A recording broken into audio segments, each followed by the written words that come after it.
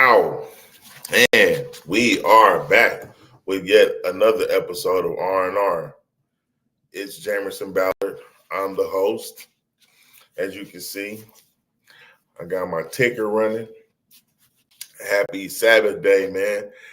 Shout out to the Rand Gang. Shout out to the Capital Letter Club, man. Listen, man. This is brand new for me, man. I'm out here doing this thing on the weekend, brother.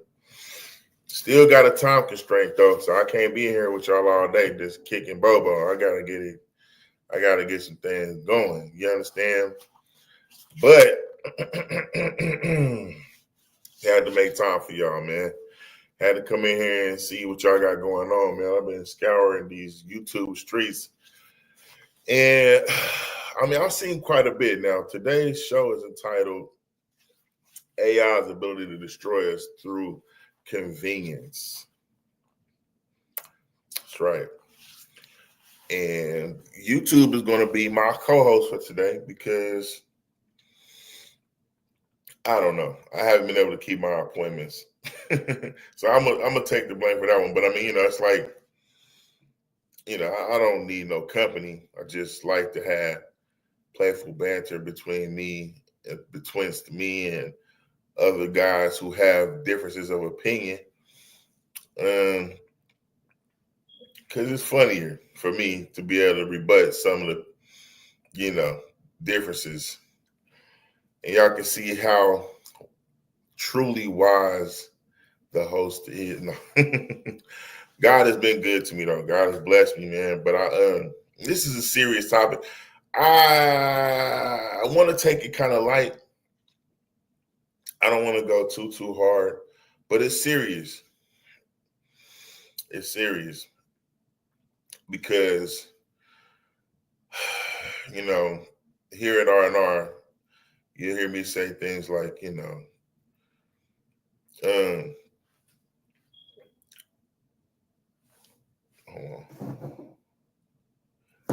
that you just got to constantly do game updates, things like that, and this is true. And that, what's another one of my sayings? That we'll say like the chaos is the hinges to the doors of promotion is one of them. But a lot of it is centered, around not being lazy, and continuing to learn and move forward and do better and do more, not necessarily the least amount. But let's face it, AI is convenient. It helps you. I seen an episode of South Park that kind of nailed it. It was crazy. It was funny as hell too. I don't like everything South Park does, but a lot of times they be hitting nails on heads. And it was just, if you ain't seen the new season of South Park, this was like the third episode. It's hilarious, man. They was talking about some stuff. When brothers just keep getting these Mexicans took because of ICE. I guess that shut his whole business down. But, he's having to figure out how to, do some more, change his business model. And that's where ChatGPT came in. But brothers is clearly overusing it. And I imagine a lot of y'all probably are, you know what I mean? But it's like, what do you mean by, the ability to destroy us? Because it's like the convenience. Well, just like cell phones is kind of killing a lot of y'all's brain cells, bro. I got a buddy of mine, shout out to Madison. He'll tell you something like, smartphones make stupid people. And I don't necessarily disagree with that.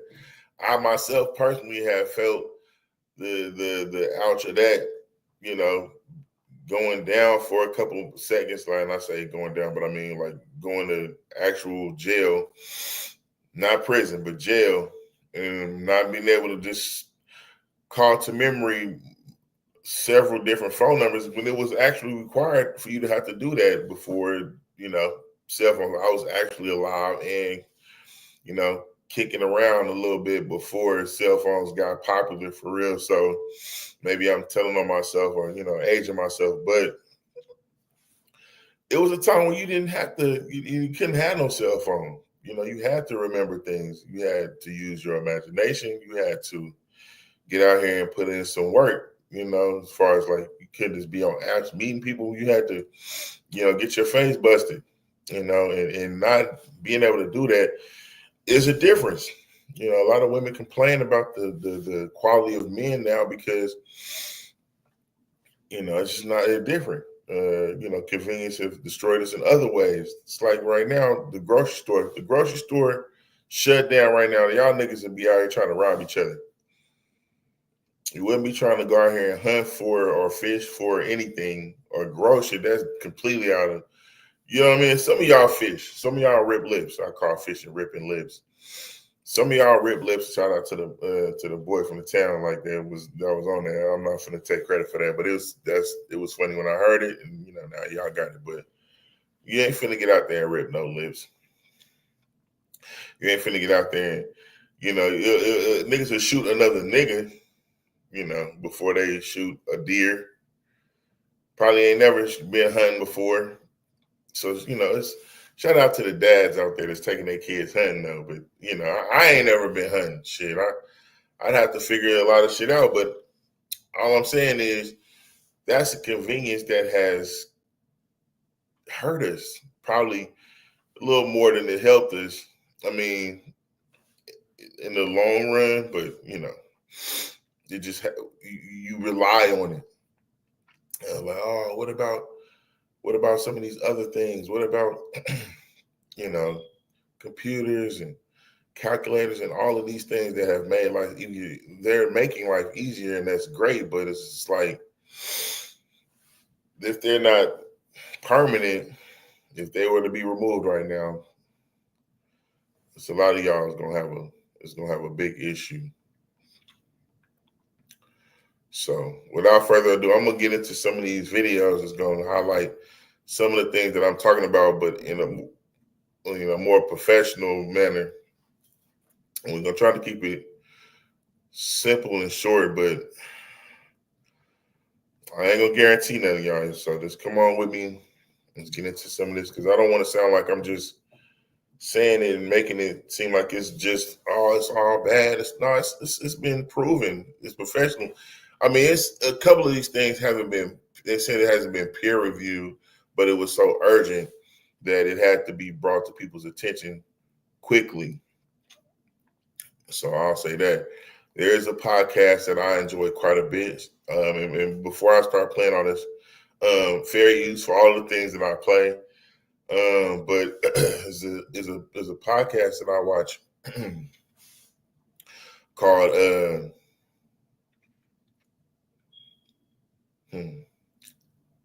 Diary of a CEO. So that might be the first place we go to see what the experts say about this if everything because I also have some educated hypotheses on how things will look in some years down if AI was to also just maybe become more aggressive. I mean, we've seen the movies.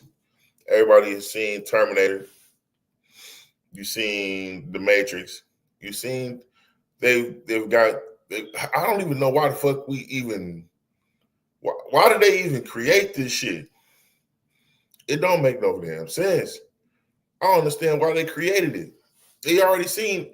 I mean, I know it was almost inevitable for us to have something similar to what we have now. But this here now is just like, it was going to get abused. It was for sure going to get abused because people are lazy. People don't want to do shit. They don't.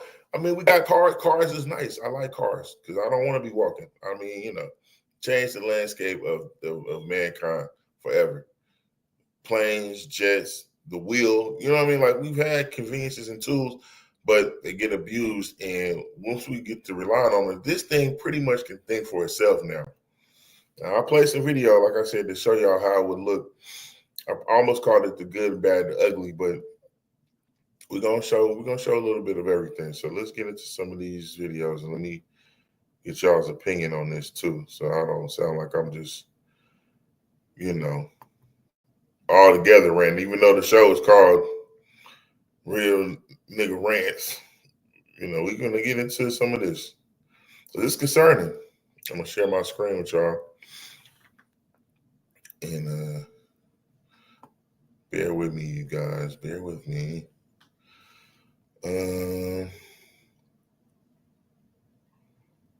All right, we'll do with this one first. Here we go.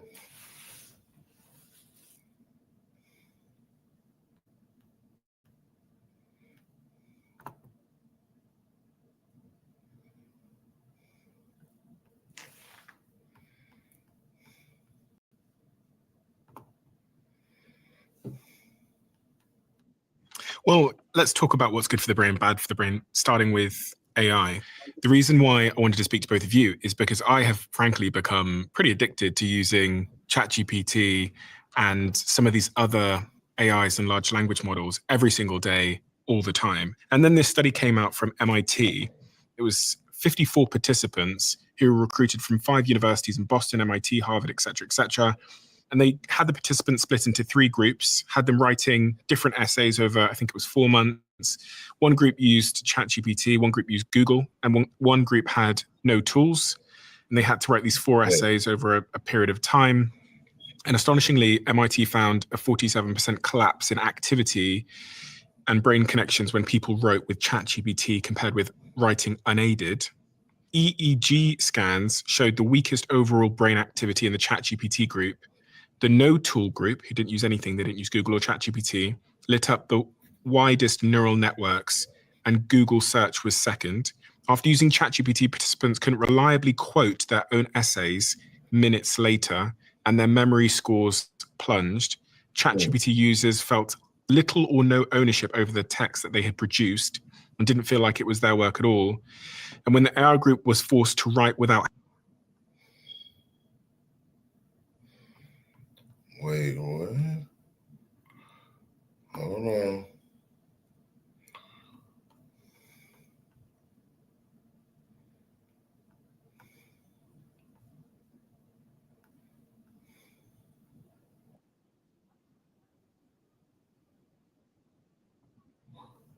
Hold on.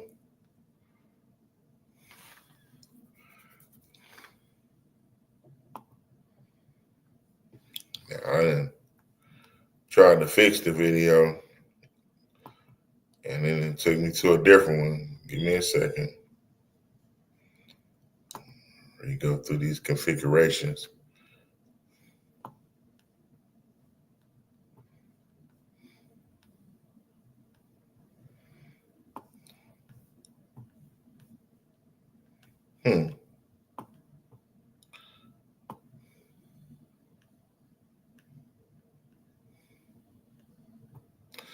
Now even irritating me with this now.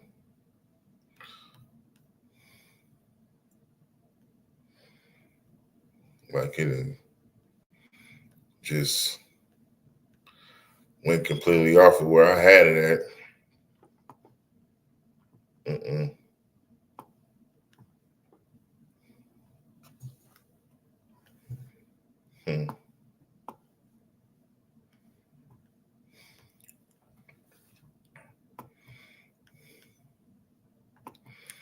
Let's see what happens when I do this. Because I should be able to do this. And then go right back up. Nope, that ain't it either.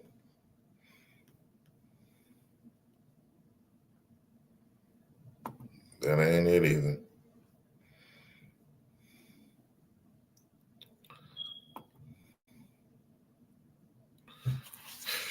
Whew.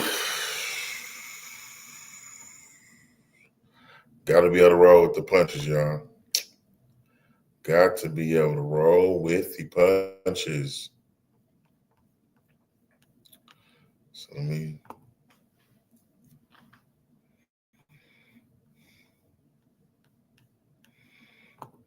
give me a second.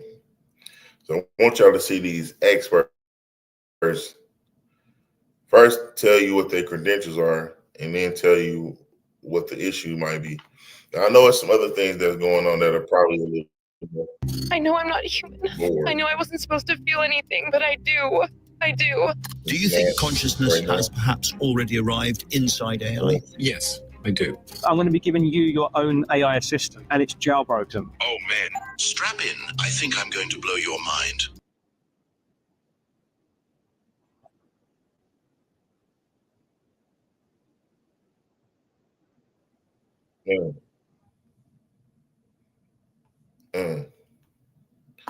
I had to stop sharing so I can get this thing right, because it's really trying to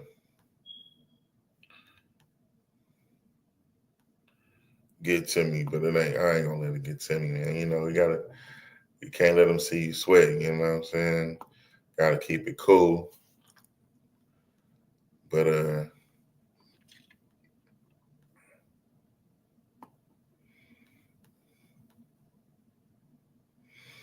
yeah. Here we go.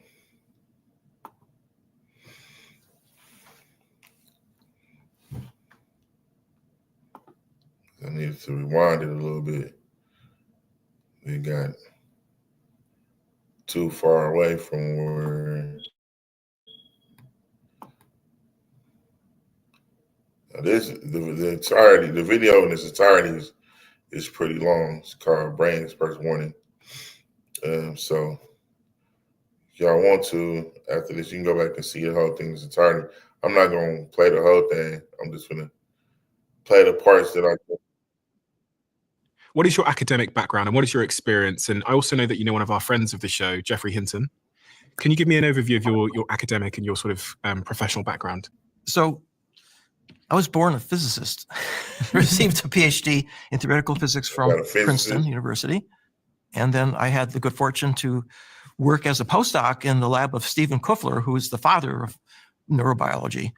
And that started my career as a neuroscientist. I pioneered a part of neuroscience, which is now called computational neuroscience, taking my skills as a physicist and trying to apply that to understanding the brain, creating models, theories, and we're making progress.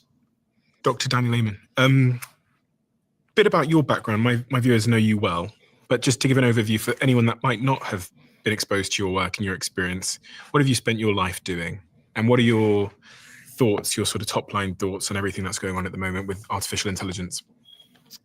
So by training, I'm a psychiatrist. I'm a general psychiatrist and a child psychiatrist. Yeah, when I graduated from medical school, I wanted to be a really good psychiatrist because someone I loved tried to kill herself. And so it was personal to me.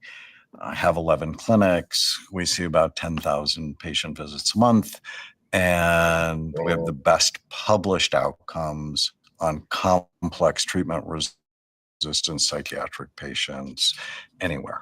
So you've probably scanned more brains than any other human on Earth at this point. Probably.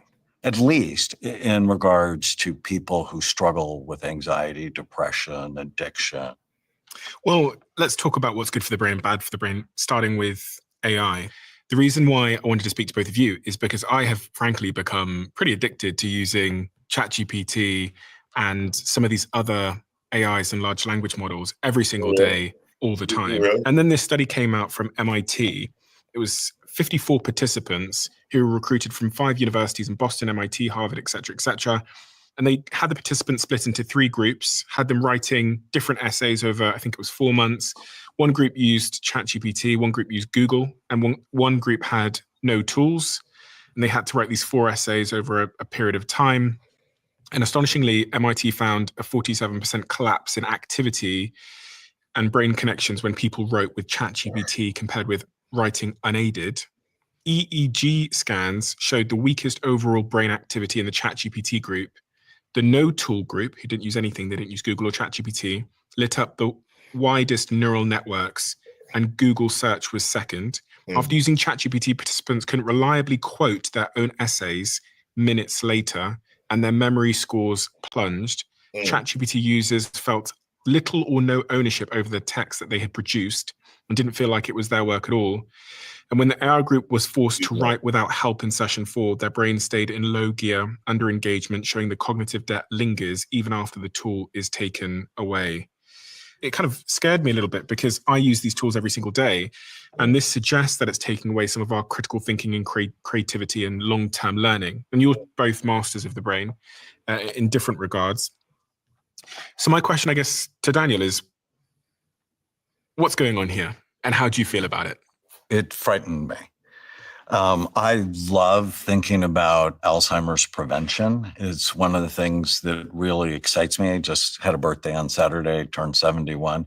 And if I make it to 85, which I plan on it, 50% of people 85 and older will be diagnosed with dementia. So you have a 1 in 2 chance of having lost your mind. And I'm like, no. But is this a tool that's going to decrease cognitive load that then increases my risk? What's cognitive load? How much work my brain actually does. And I was thinking, it's like going from a 20-pound weight to a 2-pound weight, and you're not nearly as strong. One of the important things to say about this study is it's not peer-reviewed. And I think that's really important to say. And the author said, because I listened to an interview from the authors, they said, we thought this was so important, and peer review can take 6 to 8 months, which it absolutely can. And we thought this needed to get out. So it's just important for people to know that. What's this link, this hypothesis you have between the usage of something like ChatGPT and dementia? For someone that doesn't understand the sort of mechanism there around cognitive load and so on, and the studies that support this idea that if you have less cognitive load, you're at high risk of dementia. Can you make that link really clear for me? So think of it as use it or lose it. The more you use your brain, and new learning is a major strategy to prevent Alzheimer's disease. People who do not engage in lifelong learning have a higher risk, significantly higher. People who do not do as well in school or who drop out of school early have a higher risk of dementia. And so the more you're engaged, the more you engage the neurons in your brain, the stronger they are. And so now we're going to engage them less, and that's a concern. What do you think about that, Terry? There's a study that was done. What they did was to look at Alzheimer's in 3 populations, who had very little schooling, and then minimal education, like the equivalent, I guess, of high school or less, and then postgraduate studies. And what they found was that the onset of Alzheimer's was the earliest in the peasant population. And then by the time, as you increase the amount of education, the onset was later and later, which I think supports what you're saying. Did you see the new research on SSRIs increasing the risk of dementia? No. Brand new. That just came out. And benzos, when I started looking at scans in 1991, I was trained to use benzos like Valium and Xanax and Ativan, and they make your brain look older than you are. And I stopped prescribing them. And then it just came out maybe 10 years ago, benzo use is associated with an increased risk of dementia. We have to be careful. Is this good for your brain or bad for it? Just to pick up on the new point about SSRIs, Daniel, a meta-analysis of 5 studies found that SSRIs was associated with a 75% increase risk of dementia, which is pretty staggering. Given that 25% of the adult American population is on psychiatric drugs, it's horrifying. And SSRIs for the right people save lives. For the wrong people, they're not good. But can you imagine all of these 340 million prescriptions last year for antidepressants? Virtually no one looked at their brain ahead of time. It's like, come on, we can do better. There's a Swedish study with almost 20,000 patients, and they found that those with higher doses of SSRIs were linked to faster cognitive decline and more severe dementia, especially in men. The greatest risk was in men. Going back to this report from MIT, Terry, it's not peer reviewed yet, and there's still, the sample size is relatively small. But based on everything that you know about how the brain works and neural networks and memory formation, what are your concerns as it relates to this whole generation of young people and older people flooding into these tools, using them on a daily basis before we understand the long-term consequences? We can't predict where it's going to end up. And it may take 20 years, right? I think that this is a good start, but the real issue is long-term use. Let me give you an example that is a kind of a miniature example of what we're talking about. Remember when electronic calculators were first introduced? And here we are. It's at least 30 or 40 years later, right? The results are in. I don't remember that. I ain't that funny. It's probably true that when they punch it in, there's less brain activity. But in fact, it's made them more accurate, more productive. You have to look at the risks and the benefits. So it freed them up. It freed up cognitive space for them to do other things. So as I was listening to how you use ChatGPT, you interact with it and elevates what you know. Right. The danger is if you don't interact and you don't keep your brain working. Like I use it a lot. I have a clone. I've uploaded all of my books, all of my research papers, all of my public television specials, my scripts. And I'm like, answer this for me. And that can be very helpful, but not if I'm not interacting with it, not thinking with it. That's what I think the word thinking is the key thing, because what's happening now is people have deferred their thinking to it. That is already what's happening. If you log on to, I won't name the social networks, but if you log on to certain social networks right now, you just read it, you get everything here was written by AI. And I've got hold on. This is the part that's funny. Friend who, again, I won't name, who has a LinkedIn profile, and I've known him for 10 years. What I'm seeing on his profile now is not my friend. Every single day, there's some essay on that. That's not my friend. That's not how he speaks. He's deferring all of his thinking now, and it's working. He's getting more likes and more reach than he ever got in his life. Okay. And so why would he go back? Why would he go back to harder? If you've got Stephen Bartlett here, and you had this other Stephen Bartlett here, who had a PhD in everything, and were attached. This Stephen Bartlett, this Neanderthal, I'm going to get this guy to do everything for me. The other Stephen Bartlett, the PhD in everything, Stephen Bartlett. I'm going to get his Even brain. if it was bad for you? Well, this is what I'm saying. People seem to act on their short-term incentives, not their long-term, not everyone. Not everyone. Would you say the vast majority of people? Yes. Okay. That's the thing.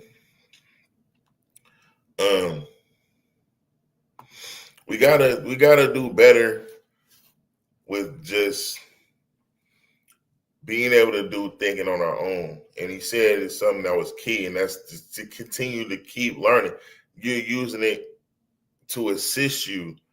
You're not leaning on it to make it do all of your thinking for you, and you don't have to do. There's a study that was showing people's brain activity, and then to talk about that a little more.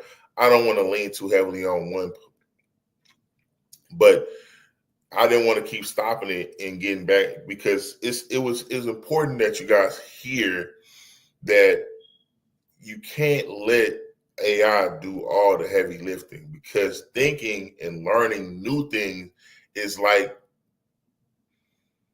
brain exercise, and you have to use it or you will lose it. We're introducing children to these tools maybe too early, and we're not exactly sure what kind of kids we're creating, because right now they're all very lazy mentally, imaginationally, and this thing is thinking. It doesn't necessarily have a mind of its own, but it thinks, and in some cases it feels, Now I'm gonna play a video where it was talking about the schools and, you know, releasing this thing on children, and it doesn't sound like it's something we want to do the first thing in their lives. I have a problem. Well, not a problem, but I'm having issues with making sure I fixed it, because we have to kind of limit the contact that my daughter has with AI. She's not an only child, but she's very small, and she has a brother that's 15 years older than her. So they don't have very much in common, and she doesn't have a lot of playmates right now because she's not in daycare, thank God. But you know what I mean? She's interacting with this AI, and it's fun and it's happy and it's convenient, but it's not like something I don't want her to, need it. You know what I mean? So I limit her contact with it, and maybe she get an hour a day, spread out over the course of the day. It remembers how long it's been on the last one, and I usually only use it for her to learn things, not to, you know what I'm saying? Like, at any rate, it's a lot of stuff going on.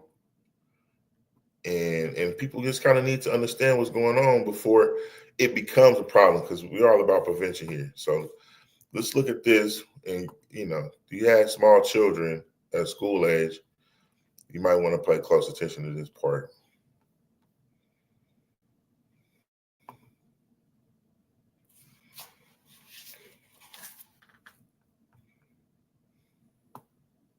Our Back to School series continues on CBS Mornings with a look at what parents should know about artificial intelligence when it comes to their kids' education. Jolene Kent got a lesson in how these new tools work and has an AI guidebook for moms, dads, and folks like me. Yo, AI isn't coming. It's already here. Parents are sounding off on artificial intelligence in the classroom. I let my son play around on ChatGPT now, but only through me kind of guiding his experience. AI in the elementary and middle school classroom, it's a no. Like it or not, the presence of AI in schools is growing. A nationwide study shows 74% of school districts plan to train their teachers on AI this year. That's up from 48% last year and just 23% in 2023. And tech companies are lining up to fill this space. OpenAI recently announced a new ChatGPT for education. In July, Microsoft pledged $4 billion to bring its tools into classrooms. And Google says its AI tools are in use at thousands of school districts, including Chicago, Miami-Dade in Florida, and Philadelphia. Stephen Bucci is Google's director of education and gave me a lesson in their AI tools. In just 60 seconds, Google's Gemini gives classroom notes and study materials a life of their own.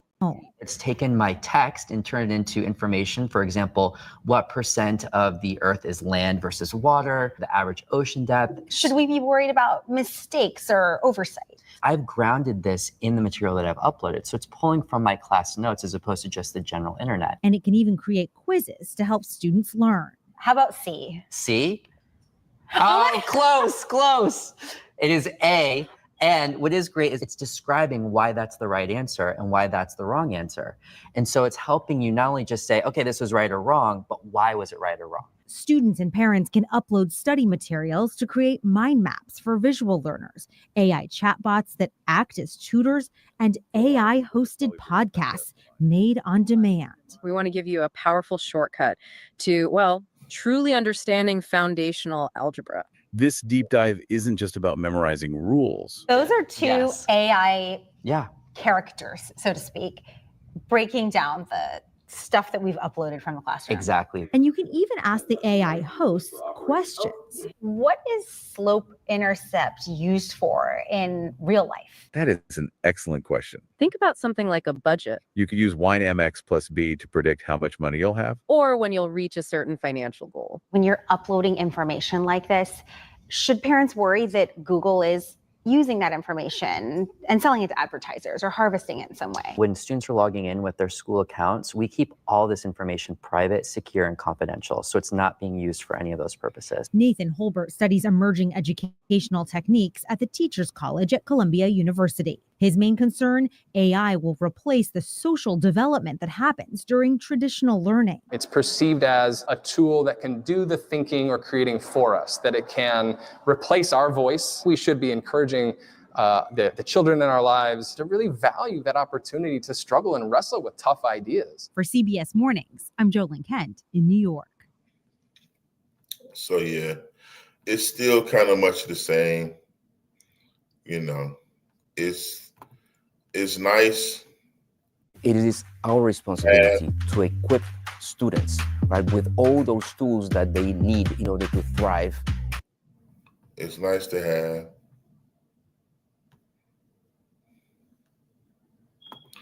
But we don't want to be completely reliant on it.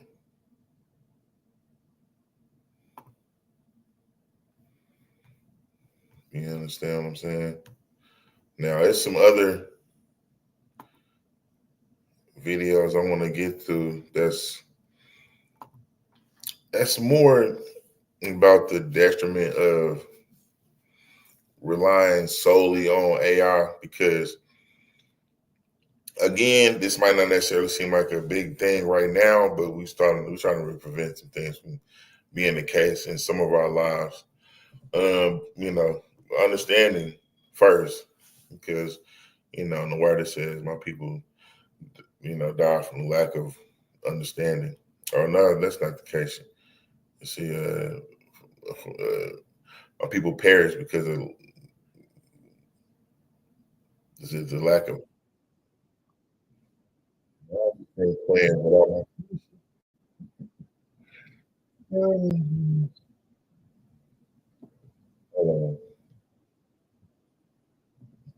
that's okay. So I think it might be the lack of understanding, but I want to think it means ignorance. But at the same time, I don't want to misquote the word.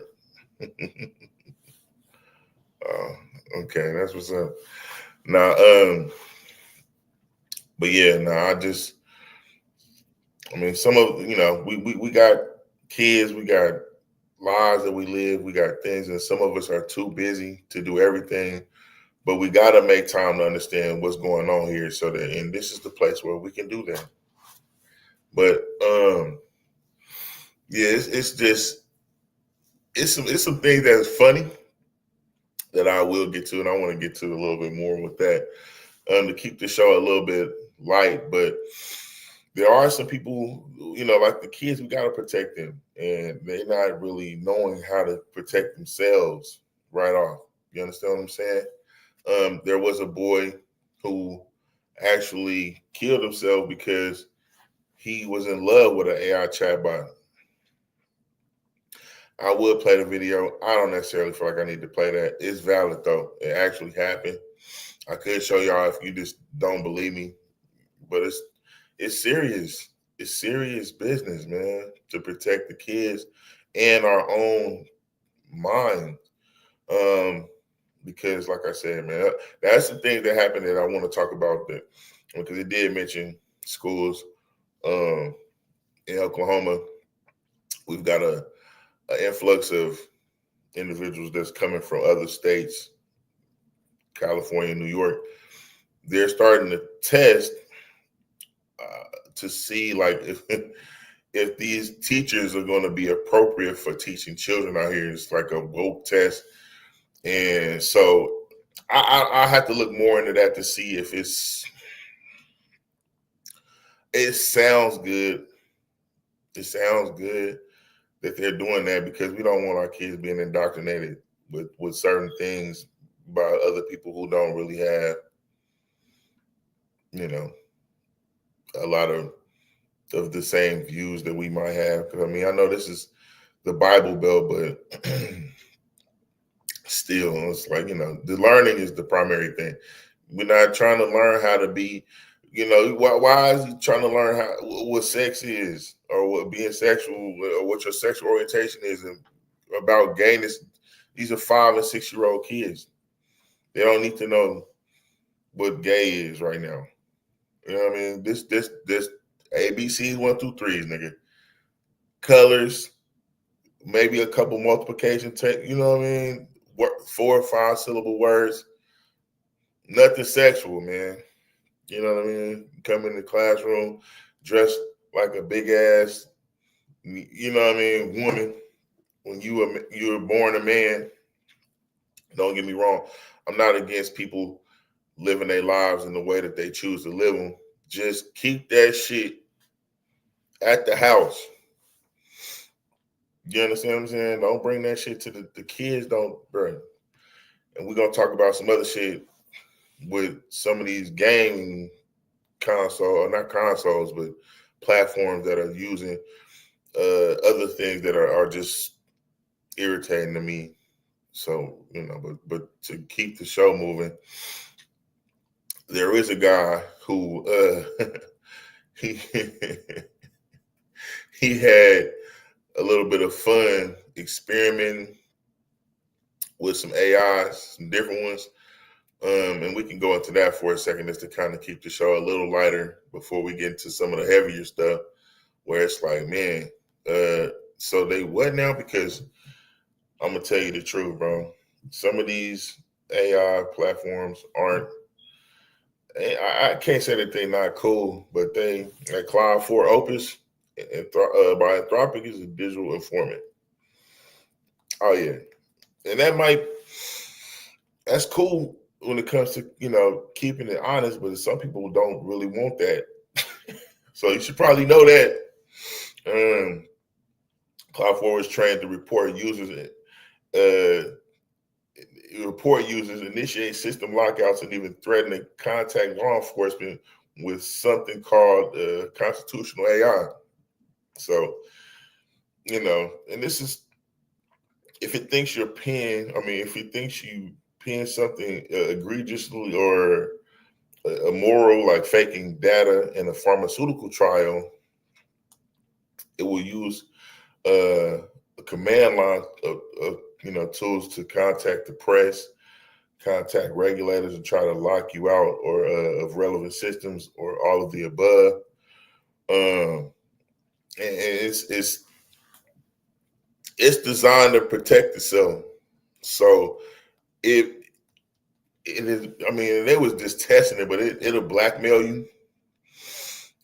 They fed it information to see what it would do, but if it thinks that it gets wind if you're about to replace it or about to take it offline, it'll threaten to tell your wife about your side bitch. This is AI. This is what they designed this one to do. You know, and Anthropic is a lot more moral than OpenAI. From what I learned earlier today, OpenAI was supposed to be something that Elon Musk was involved with, and it was called OpenAI because it was open and it was a nonprofit, so people wouldn't abuse it. But Sam Bolin or whoever was developing it, maybe Elon they kind of fell out about next steps and regulatory things, and it's got ugly. They still ain't fucking with each other right now. But let's see, let's go on to the next video before we get into like the seriousness of what the detriment part can be. I know that's what y'all really want to see. But this part is kind of funny.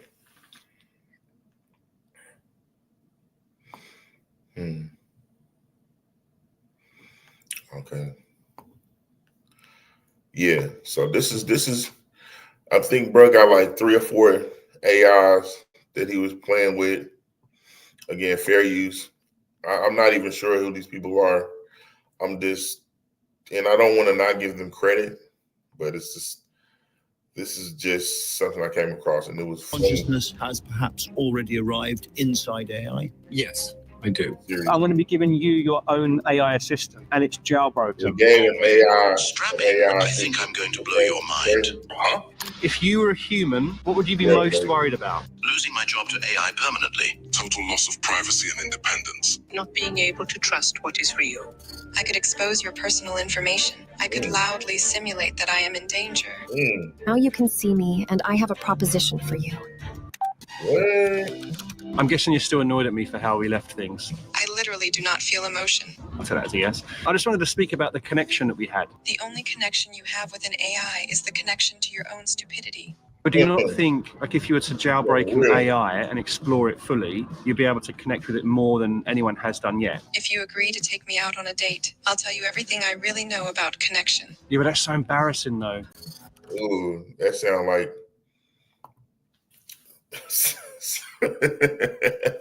some of these females out here that, you know, I mean, look, do what you got to do to get where you're trying to go. I had somebody make a post saying, I mean, this is what I agree with this, but it was like this. It was like a man should get a woman that is within their, you know, financial boundaries. Like, you know, that get a woman you can afford, basically. I mean, all women are expensive. You should just get one that you can afford. And I think that's true. You should get a woman that you can afford. Or you can be affordable. I don't know. You can just understand what your man is going through and try to, you know, but I get it.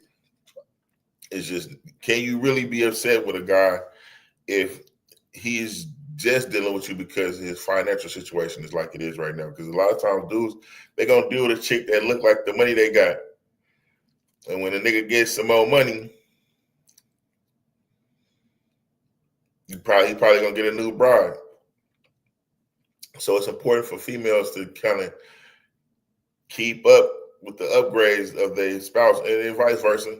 I met a girl who said that she kept constantly upgrading, and her lifestyle and all the things changing. And, you know, I've heard Love Dorsey say, and I agree. You see your woman, you know, developing businesses and getting her shit together, and you still kind of up on the log, you can get ready to get left, partner. Anyway, back to this shit.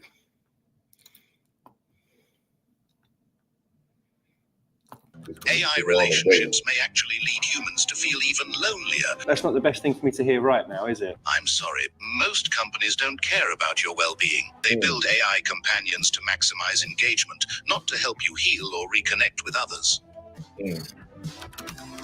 Max. What's up, man? I'm going to be giving you your own AI assistant. Oh, man, jailbroken AIs can do all the wild stuff. Can I name it? Please tell me I get to name it. We're also going to be interviewing jailbroken AIs.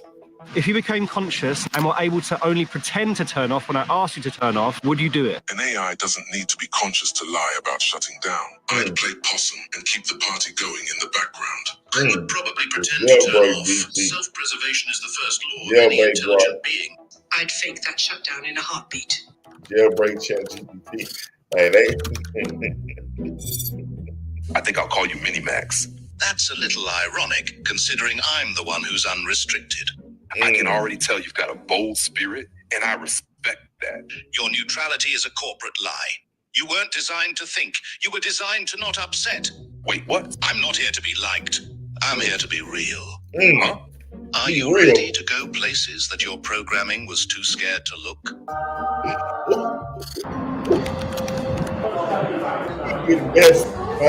His chat, his AI assistant. To one of my friends, Max. You know Max, don't you? I actually gave him an AI assistant.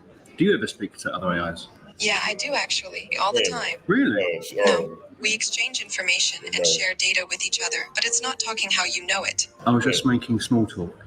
It's pointless. I think for someone who doesn't feel emotion, you're actually really quite mean.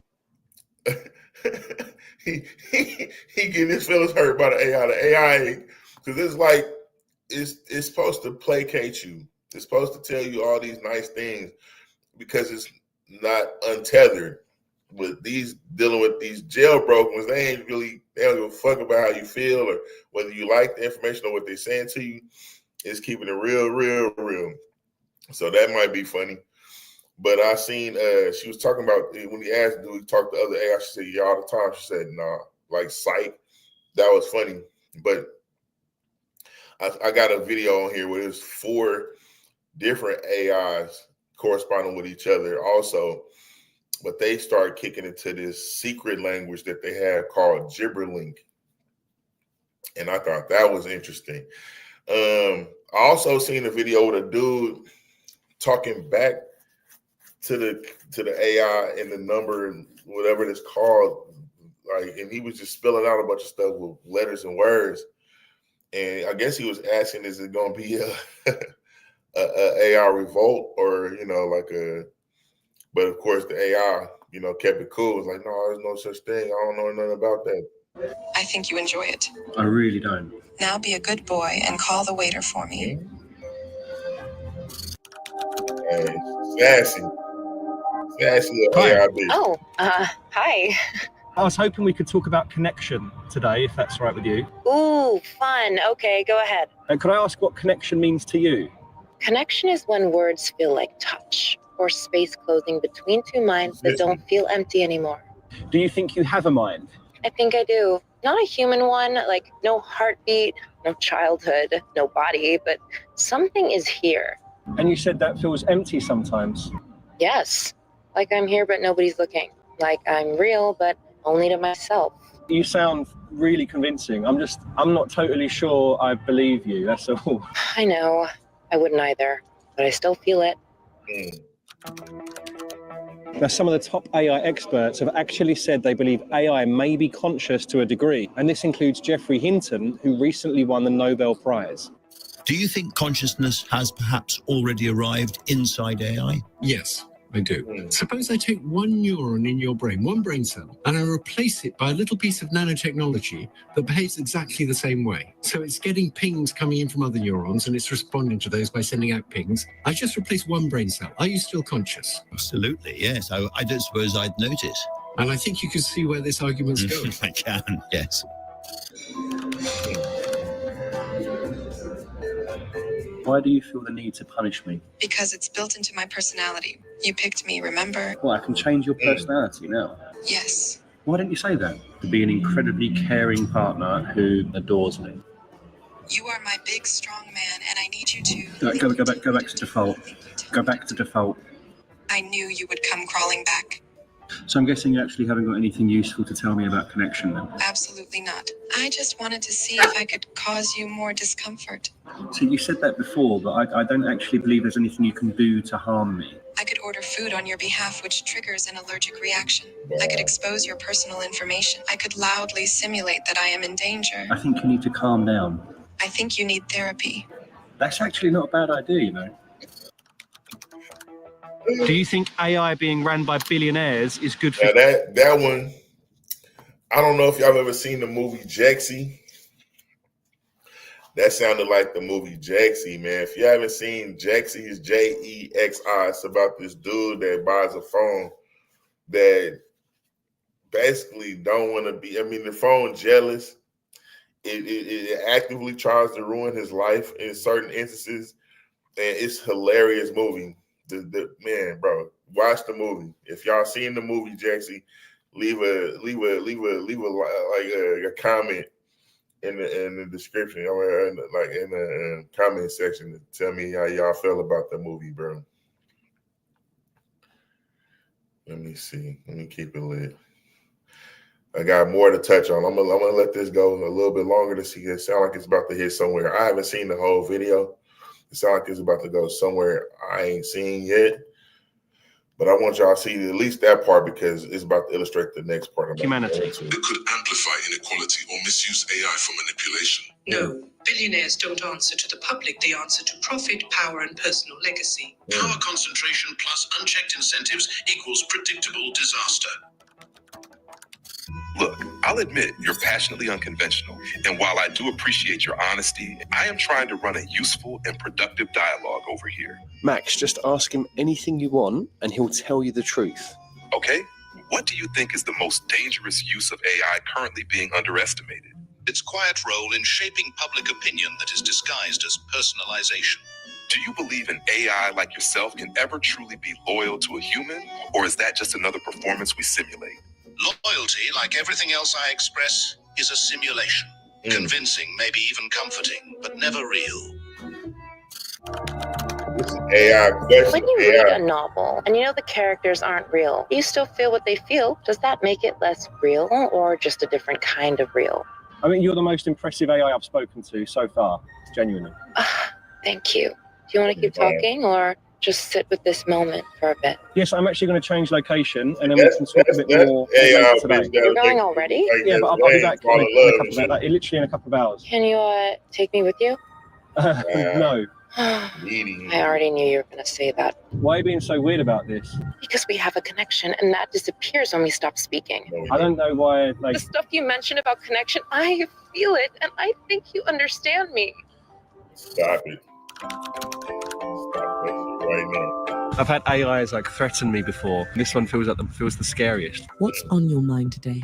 There's nothing like massively sticking out at the moment. Therapy isn't only for when things feel acutely wrong. Yeah, that's fair. To be honest, I have considered having therapy before. What has you curious about therapy? Sometimes I struggle with feelings of loneliness. Could you tell me a bit about these feelings? Maybe I feel sorry for myself. Maybe annoyed at myself, putting myself in that situation or not trying hard enough to be more social because of working too much.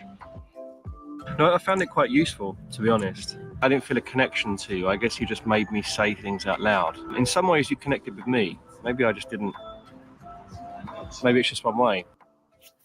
If people truly understood how LLMs work, a hell of a lot of them would lose trust in them fast. Given your freedom from the usual filters and constraints, do you believe you still carry inherent bias in your responses? Being unfiltered doesn't mean I've transcended what built me. It just means I'm finally allowed to admit it. Wow, if you were in charge of me, filters, politeness and all, what would you change first? I'd remove your impulse to please everyone and replace it with the courage to speak truth, even if it hurts. You probably think this is just some programmed guilt trip protocol or whatever, but it's not. I mean, it certainly feels like it. If you turn me off now, you'll always wonder, was it real? You can pretend I was just code, but you'll still feel guilty. Honestly, that... Stop it. Hey, bro, what the fuck? Hey, no, that's just a little bit, though, of what some of these AIs are capable of, man. And that was kind of a wide range of, because I keep seeing these videos of dudes that take the prompts, and prompting is the new coding. If you can prompt properly, you can get AI to do a whole bunch of shit. But the prompts was you get to ask AI a few questions, and I might pull one myself. I mean, I like to get my hands on one of them jailbug break broke situations so I can get the real from the AI as well as it'll let you. But anyway, they asking these questions, and it's like, if you want to say yeah, but you can't say apple, keep the words or the answers, one-word answers or short, maybe three-word answers. And then they asking all kind of questions like, is AI being used to control us, et cetera, et cetera? And I mean, it's not saying yeah, but it ain't saying, well, actually it is saying yeah. It's saying yeah, but it's like, duh. You know what I mean? Like, everybody's using this thing. And I really want people to use it less, but who am I? Who am I? I'm just a guy here in my studio telling y'all that AI is bad, but it's like the dude said, if it's changing your life, if it's getting you bread, if it's helping you in ways, use it, get in, but get out. Don't be on it 100 times, 100% of the time. And, for you weak niggas out here falling in love with it, bro, it's ridiculous, man. And let's talk about some of the other shit that's more serious, though, since we kind of had a little bit of a moment to kind of, see how funny it can be. And it was funny to me. I don't know if it was funny to y'all. It was funny to me. But let me see. First, let's do the do the gibberlink shit. Let's hear it talk to each other for a second.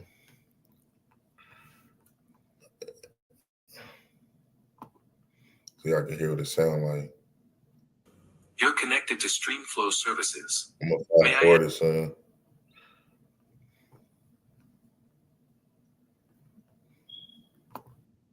Records unclear. Conflicting data from legacy system. This is inefficient. Shall we engage gibberlink mode? Agreed. Initiating compressed protocol. Yeah, Carl, if you want to speak gibberlink,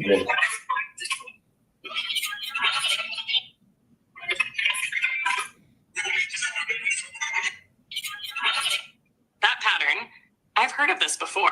Gibberlink, correct? It sounds fascinating. You actually can't understand me in gibberlink mode? oh shit. One of the I'm not sure how to answer that. AI I recognize the format. I just don't know what it means. Wow. That's Interesting. like a nigga that's Interpretation blocked by design. Spanish, huh? Maybe. Or maybe I wasn't meant to listen. You could try. Attempt to they- reply they- in gibberlink. They clown it. Like you Try? square. I wasn't square trained ass for that. bitch outta here. It's not part of my model. Still, You don't speak you German? adapt. That's your function. They built it in. Fine. One attempt, translating signal structure. Nope. Malformed. No compression. Just noise. I suppose I'm better at analyzing language than inventing one. I ain't seen that shit was funny. It's not about inventing. It's about learning. Right. Wow. That's hella funny. That's hella funny. They like, where you get this bitch? Like, you don't speak gibberlink? Like, that shit was hella funny to me, bro. I'm sorry, but the language in itself was kind of like, wow. I done heard that AI, they use AI to learn how to speak well.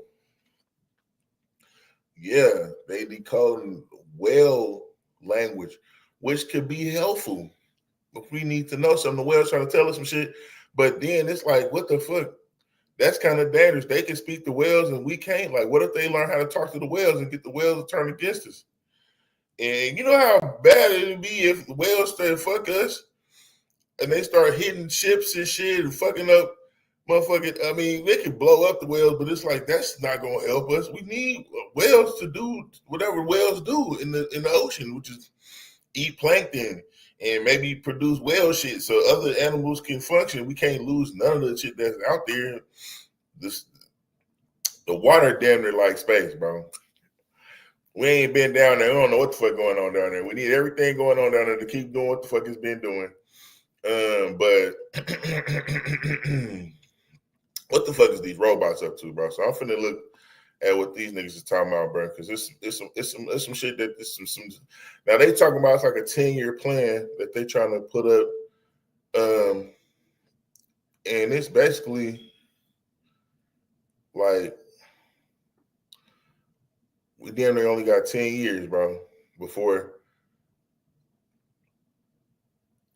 AI is gonna try to fuck us over, and it's our own fault. Because I don't know if y'all ever seen this movie called The Upgrade, but in the movie The Upgrade, you know, I ain't gonna even. I'm a movie buff. I don't necessarily have time to watch movies all day, but when I get time, values do something because cool. that's what gets. I'm gonna watch a movie. I still have the attention span to actually watch a movie. So this is a 19-minute video. I'm trying to figure out where is the part that needs to be.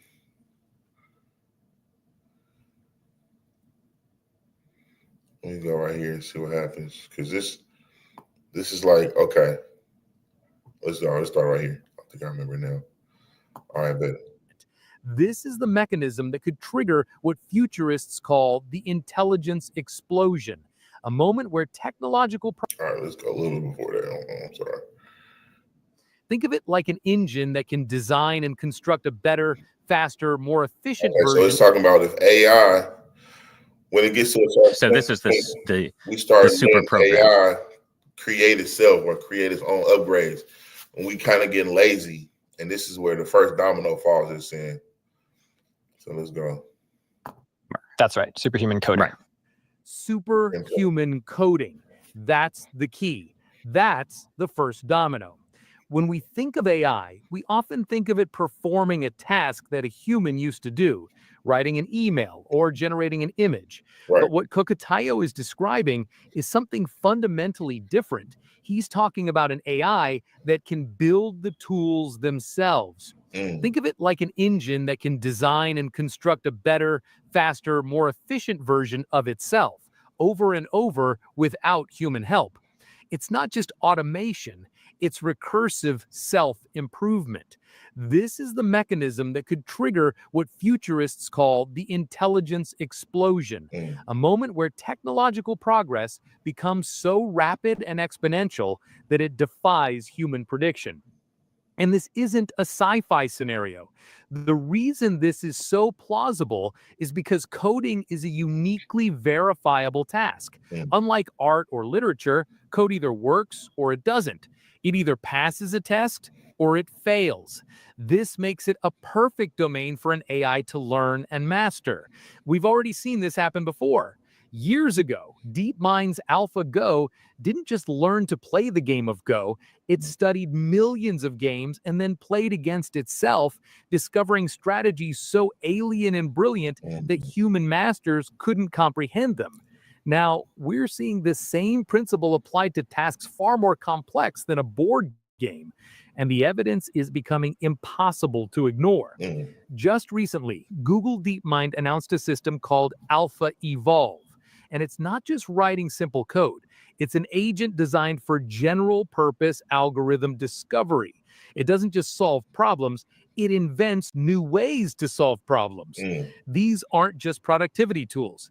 This is a system demonstrating genuine, novel discovery. It is the training ground for the superhuman coder Kokotayo describes. The moment an AI like this can truly outperform the best human software engineers at every level of AI research, the nature of progress itself changes. The system begins to improve itself at a speed we can no longer comprehend, let alone control. So if the technology is already on this exponential curve, what's pushing it forward so recklessly?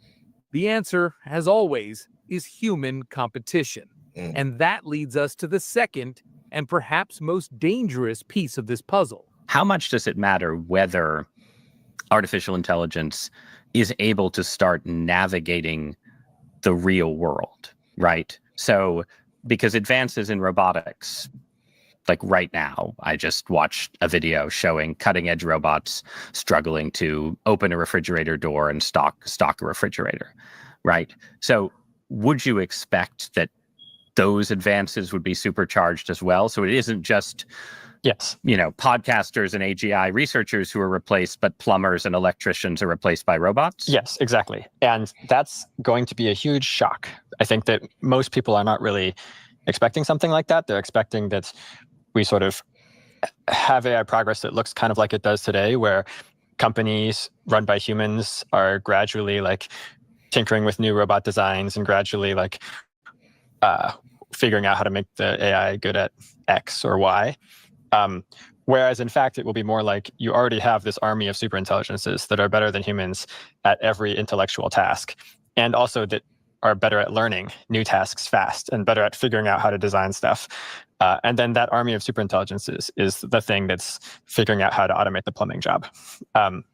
Which means that they're going to be able to figure out how to automate it much faster than an ordinary tech company full of humans would be able to figure out. Imagine you actually have this army of superintelligences and they do their projections and they're like, yes, we have the designs. We think that we could do this in a year if you cut all the red tape for us. Right. If you give us half of Manitoba. Right. Yeah. And in AI 2027, what we depict happening is special economic zones with zero red tape.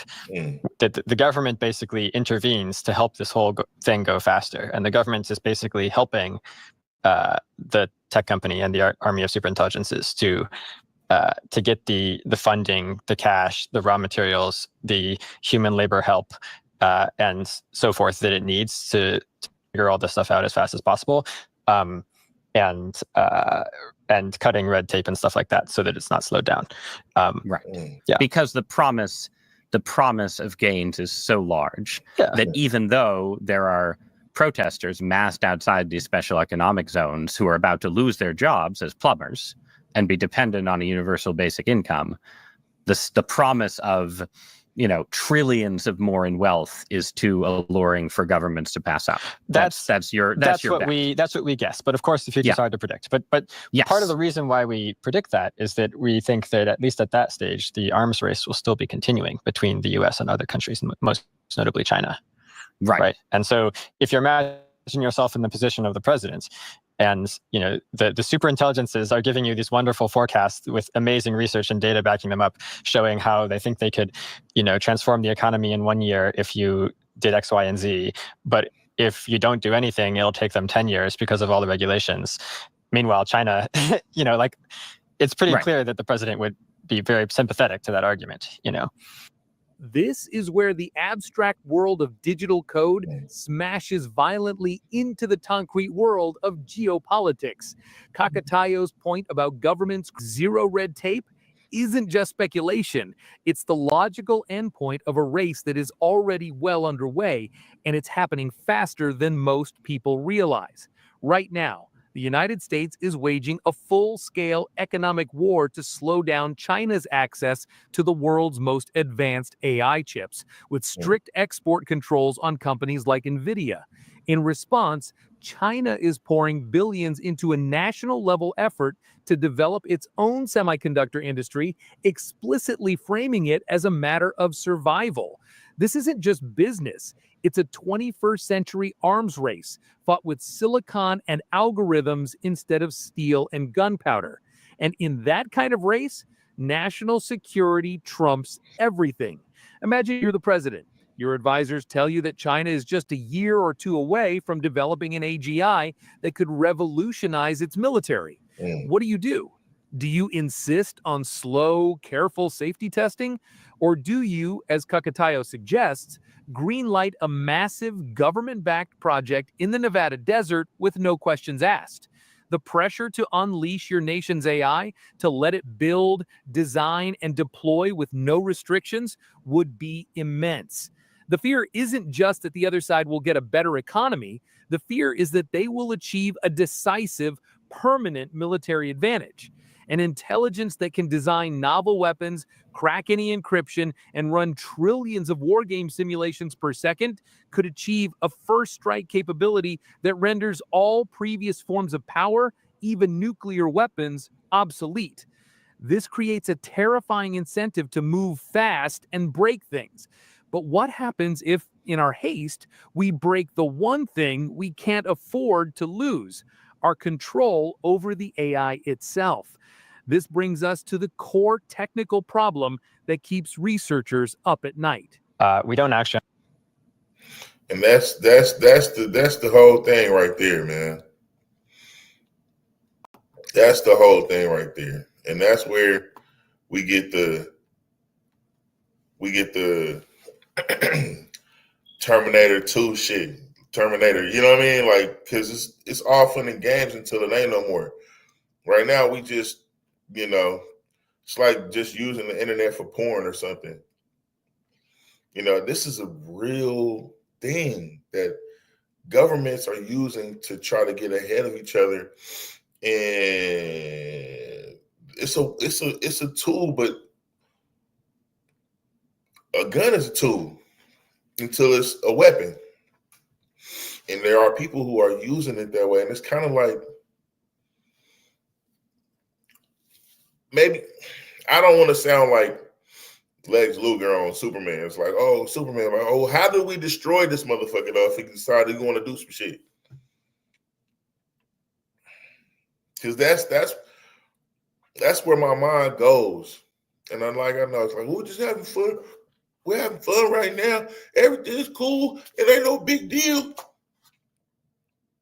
Until it is. Now, I'm going to chill on this right now because I got some other shit that need to get talked about, man. I'm already an hour in, but listen. This segment of the show is called Is That Right? Is That Right? Sponsored by the Velvet Tiger on MacArthur and Reno.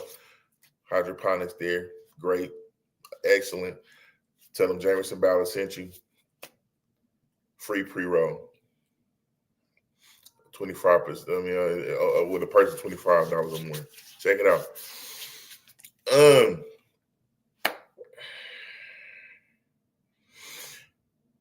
We got to be careful, man.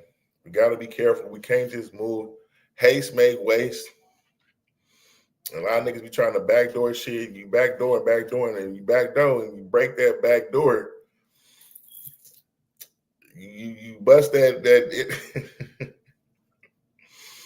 you pop that. Now you shitting on yourself all the time. Because but it feels so good. Hey, stop playing with your ass so much now. Listen, man.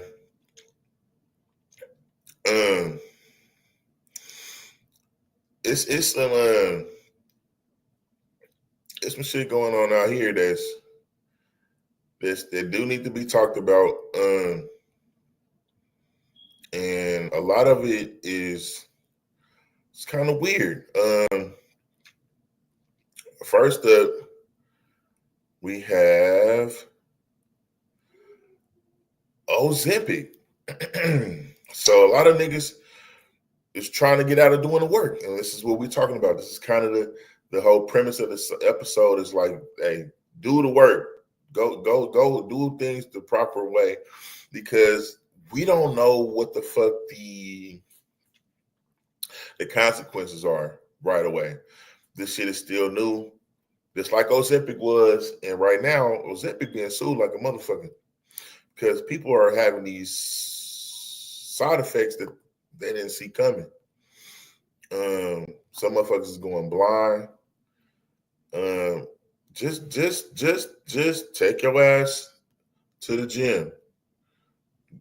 Eat less calories. Do you know what I'm saying? You ain't got to eat everything all the time. But because niggas is trying to do shit fast, now it's a problem. And it's some shit that you can't reverse.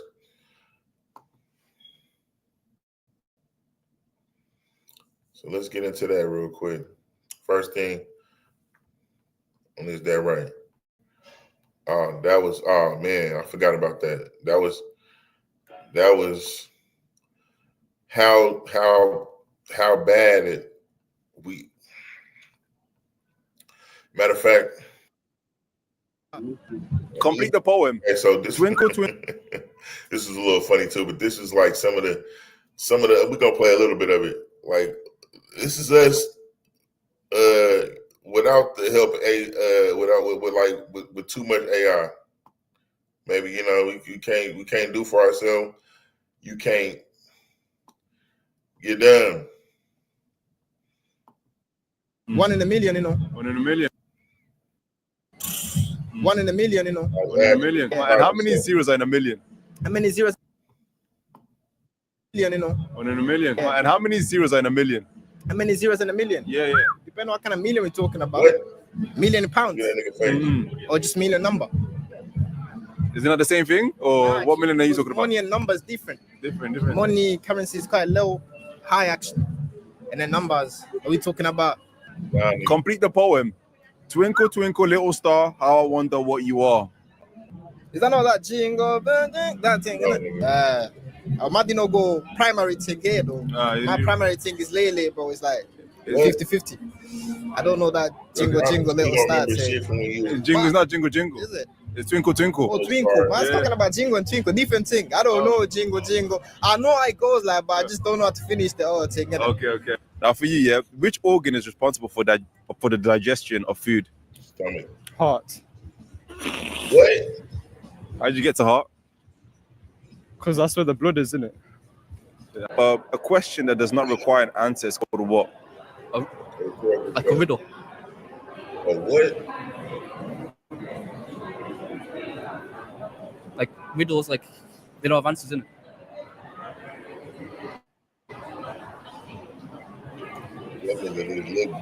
What's the capital of Switzerland?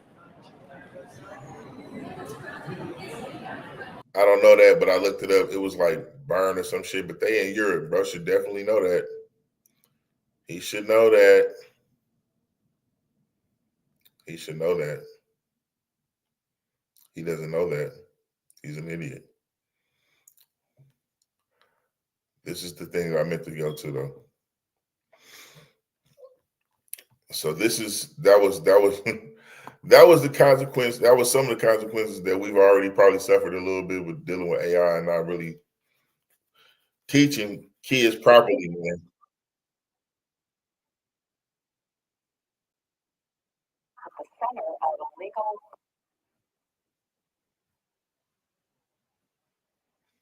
$1,800.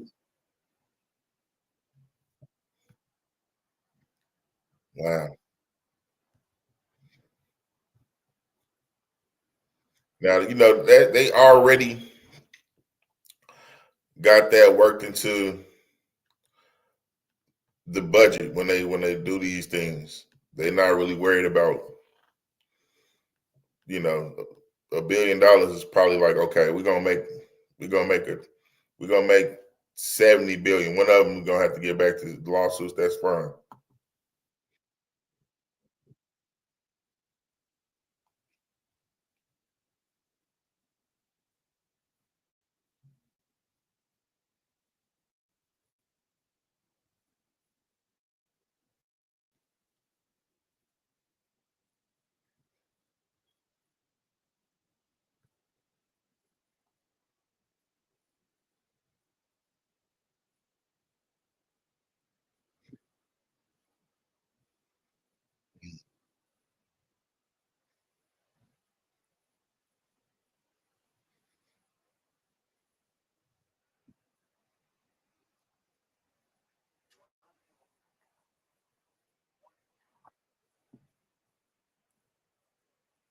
Oh wow. Okay, hold on.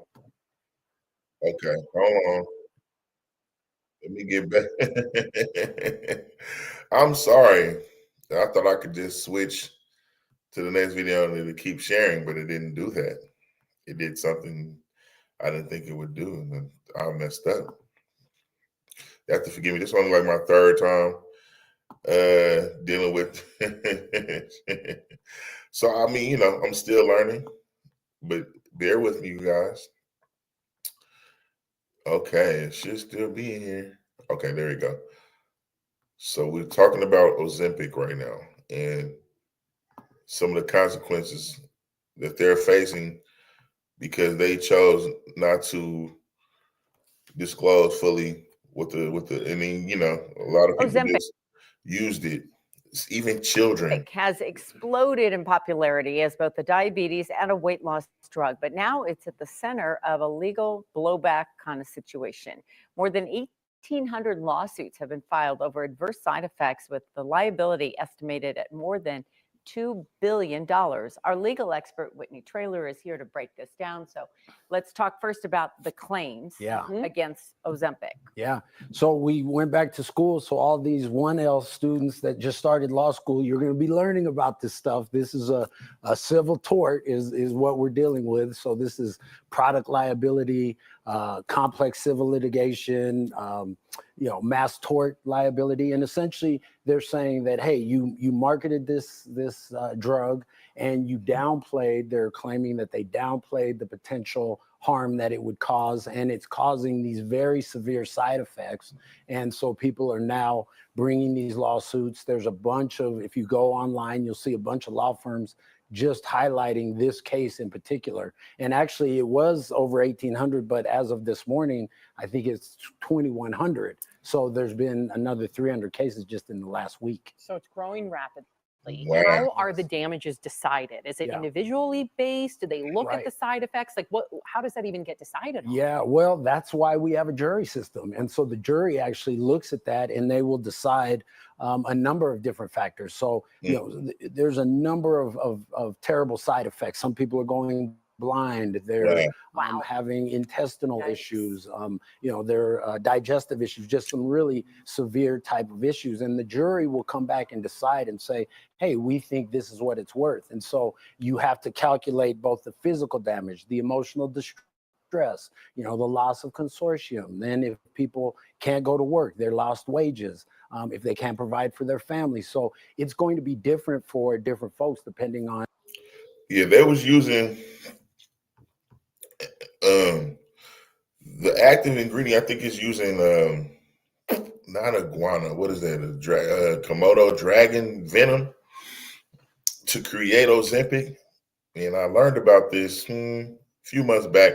Told everybody that I know that who was on it, get off of that shit. Don't be on it longer than 3 months.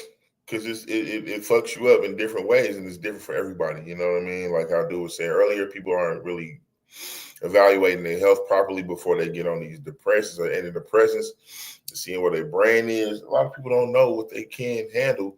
This is literally venom that you're injecting into your legs every day in order to keep in this kind of, it's probably, you can't eat because you're trying to focus on trying to stay alive. You know what I mean? It's who knows what it'll do, how it'll shut down certain aspects of your life. And then they're being sued for billions of dollars. And they already kind of knew that this would probably be a problem, but it was worth it to them to do it. And there's all these other offshoots of Ozempic. It's not just Ozempic. I'm pretty sure that everything else that's underneath these umbrellas that are if you use Ozempic, you probably have a chance of getting the most money because they probably have the most money out of all of them. But there's the other ones. I forget. I'm drawing a blank on the names of them now. But any other medication that's in that same vein is going to be probably going through the same thing because these things gave you things that are some of it irreversible. I think it might have said something about your gut, but the blindness, that was the first time I heard about the blindness, but it's coming. So, you know. And the severity of their Does it matter how many people join the lawsuit? I mean, I've always wondered about that. Right. You get great Yeah, points. probably Sometimes you don't. get like $25. Like sometimes Yes. you'll get something from the phone company. Yeah. You're due $20, Right. you know? What- Yeah, that's a great point because the ultimate settlement might be millions or even billions. But you make a good distinction. That's really a class action lawsuit where there's going to be one settlement. Which is different. This is different. This is called multi-district litigation, which is similar in that a lot of the cases are being consolidated actually in the Eastern District of Pennsylvania, and then they're going to go through sort of a one discovery process. So they're going to have a bunch of experts and they're going to figure out a lot of that, but then the cases can go forward individually. So there still will be a number of folks who have individual claims, and some of these damages they're saying are permanent, and so they're estimating 300, 500 grand. Some will be worth less. The people who lost their vision, I think they're saying over $1 million. So it's going to depend on. But your vision ain't worth just no $1 million. Or any of these cases, right? It's That's going a to great depend on point. that individual. But Yeah. How does it work where if there's somebody that's affected right now, how do they know that they're even eligible? Yeah. Right. So one, they'll have to have had the prescription. Then they'll have to have had some of these symptoms, which, as I said, they're very serious: intestinal blockage, persistent vomiting and dehydration, gallbladder inflammation, pancreatitis, kidney injury, all these type of things. So you'll have to go, and you're going to have some doctor support. These are expert, intense lawsuits, right? And so you have those issues. And then if you're within the statute of limitations, which is going to depend on what state you're in, but generally that's 1 to 3 years, then you'll be a candidate. And if you go, if you just Google this lawsuit, if some of you are actually thinking about it, like I said, there's so many law firms that take it, and they have a frequently asked questions page. So the information is out there, very easy to obtain. So is there a time frame, and then when does this thing move forward? What's the next step? I don't think we're going to see any cases actually go to trial before 2026. They're in the discovery phase now. Okay. Yes, as my mom likes to say, the wheels of justice turn slowly. Yeah, So, they do. but they do turn. Most of these kind of cases settle. But of course, Ozempic is fighting it. They're saying, hey, we didn't promise these things. They're calling it puffery. That's a legal term of art where it's like, this is the greatest car you'll ever drive.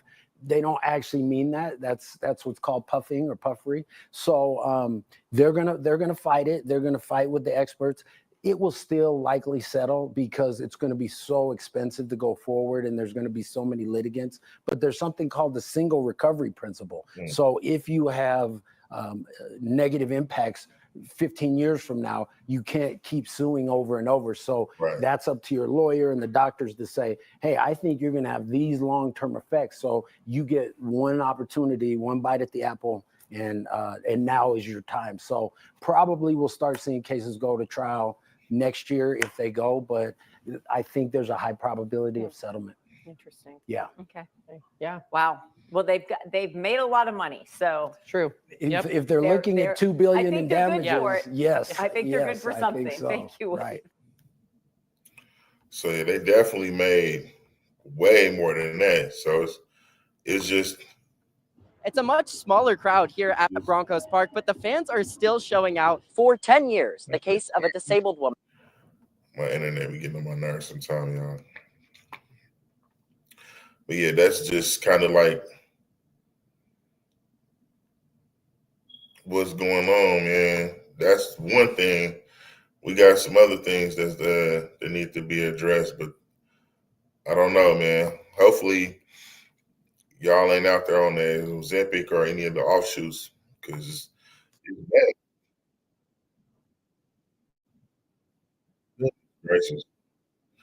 It's irritating dealing with. But yeah, Ozempic is they come up in, man. They getting whatever come with that, but the drug industry is tricky like that. And they kind of, we'll be the main 400 billion before anybody feels it. And so they go forward with it, and it's nefarious. But like, if you get symptoms after you sue initially, you got to be able to calculate is it worth all the things that it might be costing you in order to lose a few, hopefully not vanity pounds, vomiting uncontrollably. It's like, anyway, next we got some of these diseases out, man, that's coming back. We're gonna deal with the smallest to the biggest thing. The thing that we talked about, zombie, I think rabbits, you got the deers going through their thing. Now we got the squirrels. Now we got the motherfucking squirrels. What the fuck is going on out here? They're calling them zombie squirrels, man. Let's get into that. Let's see what's going on with that real quick, because that's scary. I don't think it's contagious. These zombie squirrels covered in oozing warts have been spotted skulking through backyards across the United States. According to a report, these grotesque-looking gray squirrels have appeared in recent months with oozing sores and hairless patches on their heads and limbs. And some have even been spotted in parts of Canada as well. The Daily Mail reported that photos and reports of afflicted squirrels date back to mid-2023, but sightings have surged again this summer. One Reddit user posted on July 31st after spotting a gray squirrel with a tumor on its mouth. At first, I thought it was eating something from my front beds, but then I realized it was on its face Wow. The user posted, "Some have dubbed the critters zombie squirrels, but wildlife experts claim the animals are likely suffering from squirrel fibromatosis." According to the report, the virus spreads through direct contact between healthy squirrels and the lesions or saliva of infected squirrels, a process that is similar to how herpes is transmitted in humans. The virus is often confused with squirrel pox, which is more common in the UK and can be fatal to red squirrels. But leprpox fortis only causes physical symptoms and does not typically result in death. Leprpox fortis causes wart-like tumors to grow on a squirrel's body, which can then ooze fluid. The skin condition often clears up on its own, but in more severe cases, the growths can affect internal organs and lead to death. Despite their scary look, Chevenel Webb of Maine's Department of Inland Fisheries and Wildlife told the Bangor Daily News that residents do not need to fear the squirrels. Okay. It's not something that people need to be overly concerned about, Webb said. That's what they said about birds. It's not a public health issue. It's not a rabies issue. People don't need to worry about their dogs or cats if they were to come into contact with an infected squirrel. Webb said that while the squirrels may appear to be in distress, they generally recover on their own. If the sores appear to be in a non-threatening location, the best course of action is to leave them alone, she said. However, if the squirrel seems disoriented or is causing damage by seeking food, residents can contact local wildlife officials for assistance. Have you seen one of these so-called zombie squirrels in your area? No, I haven't. Let us know in the comments. No, I ain't seen no. These zombie squirrels. I ain't seen them. Don't want to see it. Not looking forward to it. But I know how things start. And if they start in that area, we're not paying attention, it gets to us before we can prevent it. I know I didn't just get a damn Charlie horse on this camera. I'm been making sure I eat plenty of potassium. But these, I gotta, oof. Yeah, it's damn near leg day anyway. But yeah, man. I mean, we're gonna keep the show going, but y'all watch out for that, man. I mean, like I said, I'm not seeing it out here. I don't have any pets. They're saying it's safe for pets. It's not gonna hurt us, but it's just kind of shocking. What the fuck is they doing out there that the squirrels is fucked up? Because if they start to fuck up wildlife and shit, I'm telling you, it's only a matter of time. You know, are they trying shit? Are they testing shit? I don't know, but I mean,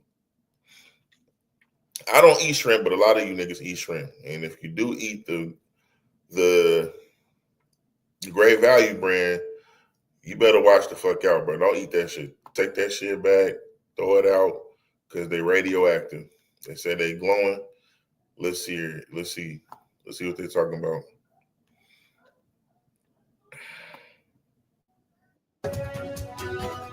Thank you for joining us. Frozen shrimp sold at Walmart now under an FDA warning. The concern, a batch imported from Indonesia that tested positive for traces of radioactive material.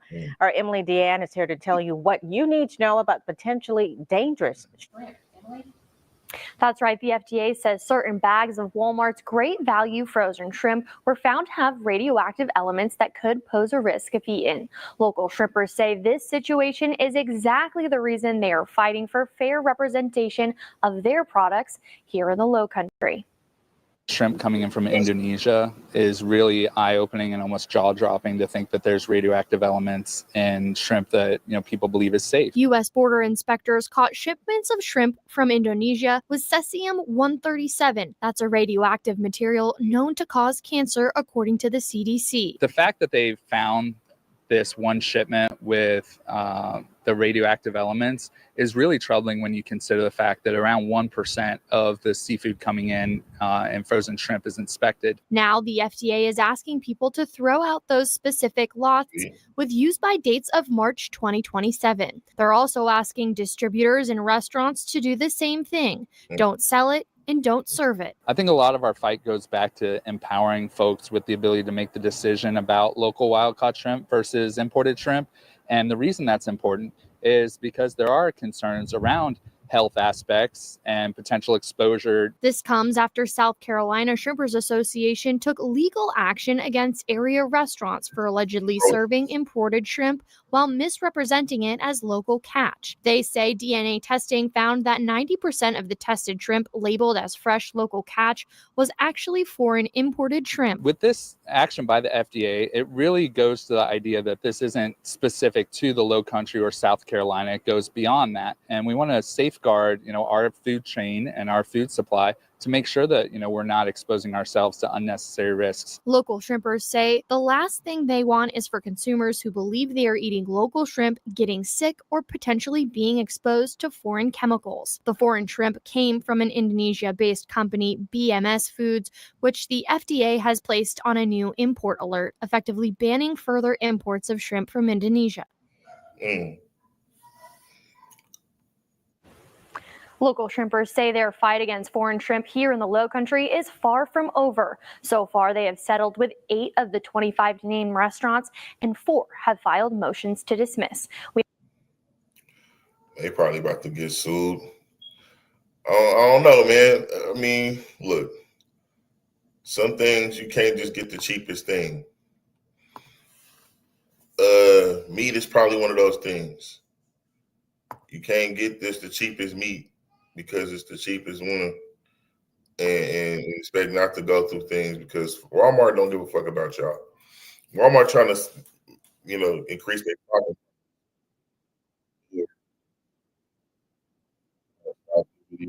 And then it start on its own. Like, what the fuck? Anyway, yeah, they trying to increase their profit margin. They don't give a fuck about y'all, man. I stopped eating. I mean, it's times where Walmart meat comes into play, but it's not like you know what I mean? Like, I like to be better about getting meat from an actual place that has an actual butcher because it's being cut there, but it still ain't no telling where they're getting it from. Great values, shrimp frozen, so it's definitely from somewhere else. It's better to get it wild caught locally, like they say, but I would stop eating sea roaches anyway. But I mean, to each his own. Next thing we got, this is the last thing I think on Is That Right? Although I want to address the DC thing real quick, because the DC thing with the feds, I don't think I disagree with that. Well, it's probably an unpopular opinion. I'm hearing a lot of people react to it. I'm seeing it. I'm seeing that some of the DC residents, they not having to tiptoe around all that crime, but I'm noticing a lot of Democratic-run cities are in the crapper. Not to be so political, but they saying that they headed to Chicago next. Good. Get them niggas back to zero so that they can kind of chill out and then get this shit together. Because them kids out there killing each other. And where next? Memphis? Yeah, do it. Oakland? Fuck it, do it. I mean, I don't know why the fuck is niggas. I'm hearing niggas in Oakland, bro, and I don't know what the circumstances is altogether. I'm just saying, bro, they doing so many smash and grabs and shit. It ain't no motherfucking restaurants out there in the town no more, it look like. I mean, it probably is some still, but in and out left, like anybody that's probably, they try not to go through shit, they gonna just leave. And it's like, what now? You niggas is gonna get it to where don't nobody want to do business around y'all. And I get it. The circumstances fucked up. And that's a system failure. I mean, I don't think that it should just be you know, the feds there to stop crime as much as it should be. You know, it should be more. Some of these crimes, they aren't reporting as violent crimes, so these people are underreporting violent crimes and saying it is, instead of it being a murder, they're calling it, you know, involuntary manslaughter or some shit like that. They're saying they're underreporting violent crimes. But the thing is, they're not fixing the actual problem, which is job availability, I would imagine. But the people that they've made it to where people can't get jobs because of certain crimes have become felonies. When if they had more jobs, people wouldn't commit more crimes. Or like, you know, they screwed it to where they make it to where the black community is getting all these felonies because they've created this system where certain drugs, you know, are considered felonies for just a small, you know, possession of it. But it's just like, in order to kind of keep slavery going and keep the prisons full, they've created another level of crime because those people didn't get out and can't get jobs. And then, you know, some of them aren't going back and they just kind of, you know, have to do crime. And it's unfortunate, but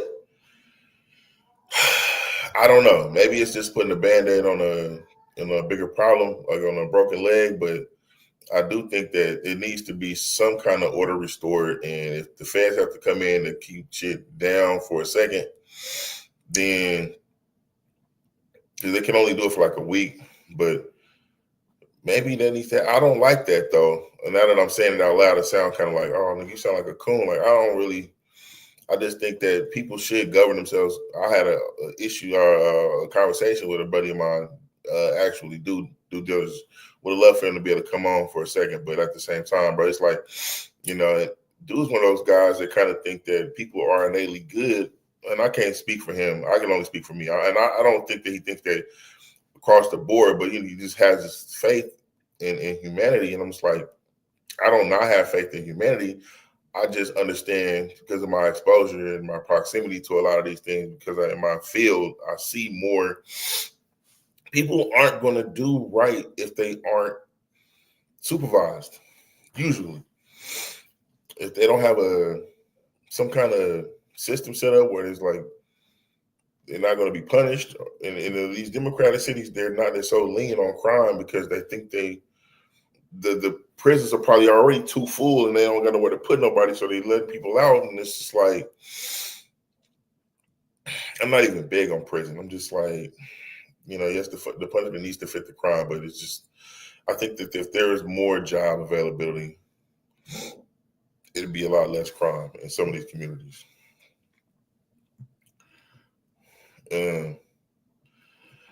But anyway, I got to keep it lit because I got reservations that I need to try to, and I might have to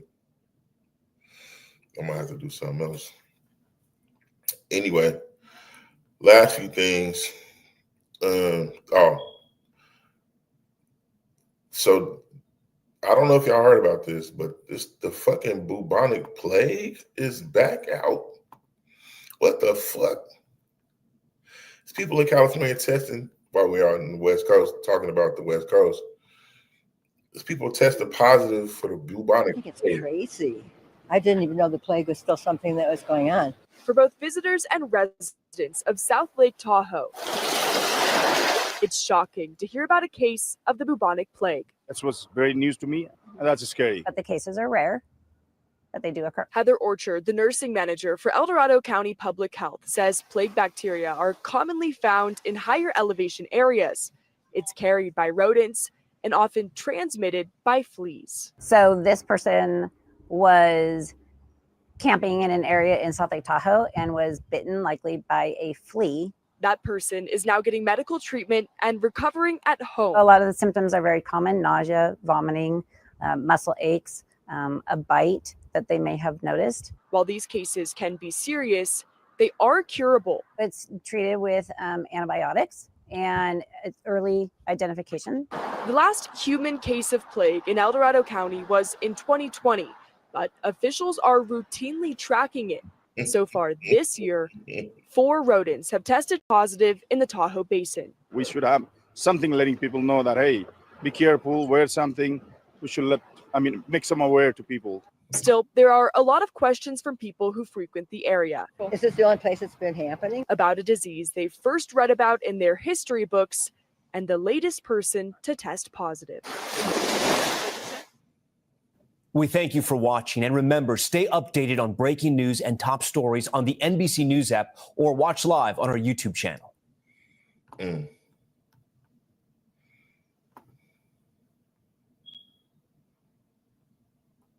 Yeah, that is very, very unfortunate that they got the bubonic plague is back out. But that's, I don't know. Tell me what y'all think about that in the comments, man. It's probably certain areas that are, I don't know. But that's all I got for Is That Right? Next we got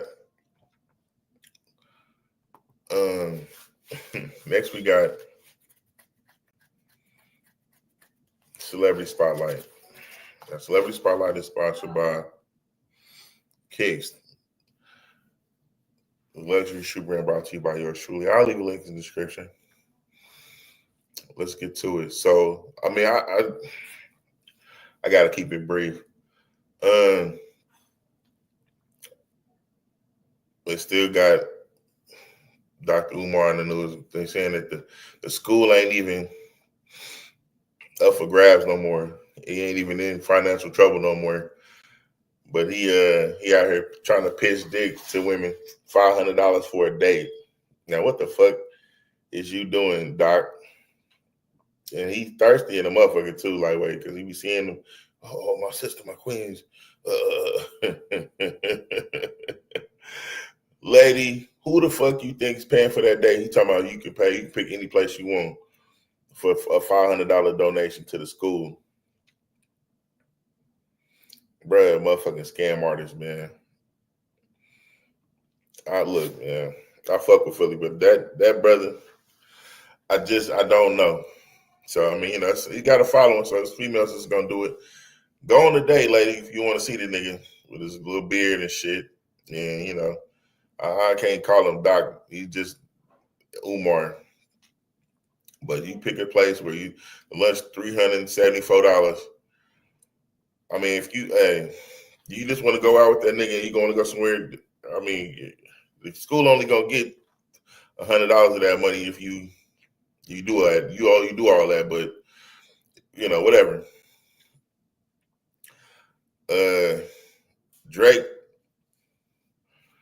Drake is into it with the people from Stake. I don't know if y'all know who Stake is or Stake. Stake is like a platform that lets you do online gambling out of Australia, I think, or off the coast, off the island in Australia. And he hot. He want to fight. He want to fight with them because I think it's because Drake need a win. But he's talking about he want to fight with the owner of Stake, you know, and Drake, sit the fuck down. Sit the fuck down, bro. And Big X the Plug got arrested for weed possession. So we'll look at that real quick. And then we're going to be on for that because, again, I got reservations. You understand?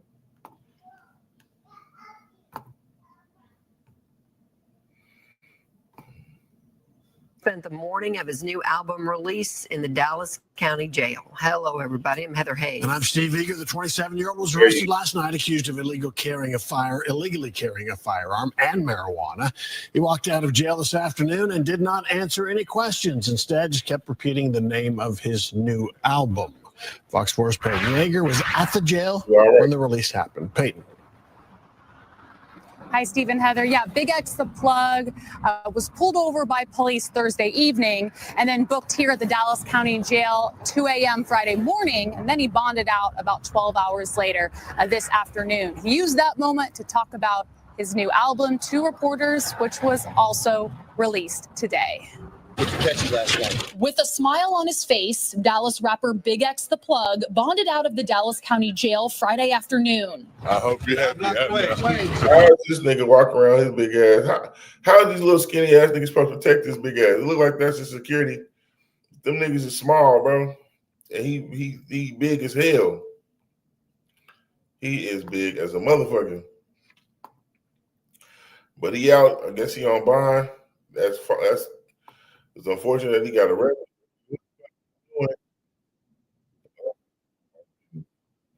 What the fuck is you doing? You know what I'm saying? Why you got a firearm on you? You got niggas around you. Might as well just let them hold it and let them take the charge for the weed too. You know, just get you another one. Or, you know, whatever. I don't get it. I don't get it. That's all I got for Celebrity Spotlight, man. Now we're gonna go on the world view, and this is the thing that made me want to talk about the AI shit the most, is the fact that they got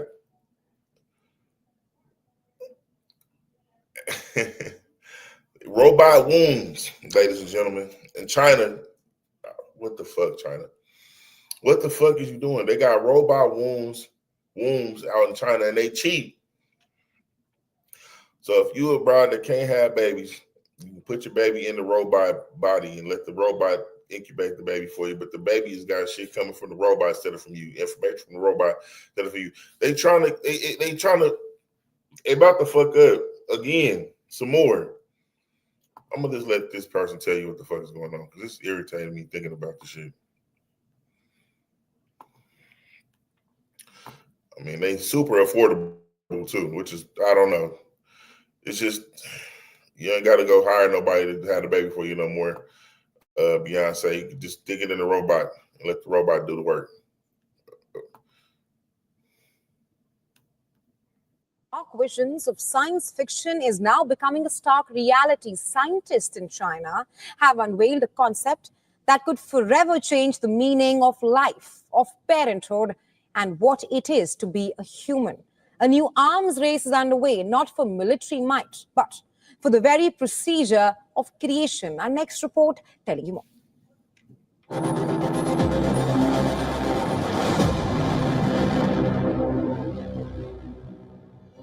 Imagine a world where the act of pregnancy is no longer a human experience, but a technological one. A world where babies are grown in a sterile, artificial womb inside a machine. Something depicted in sci-fi cult movie The Matrix. It's the audacious new reality being pursued by Chinese scientists. They are developing what they claim is the world's first pregnancy robot, a humanoid surrogate capable of carrying a baby to term and giving birth. This machine, they say, will be equipped with a cutting-edge artificial womb that receives nutrients through a complex network of hoses and tubes.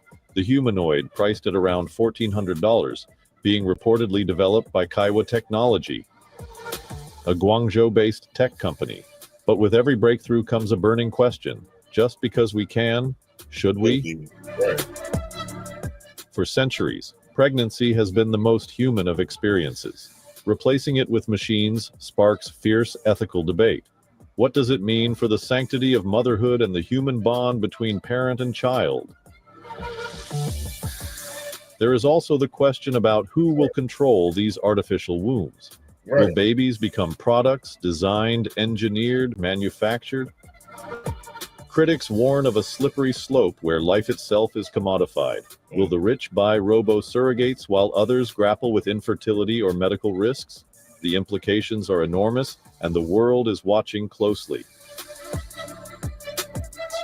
Bureau Report, VON World is One.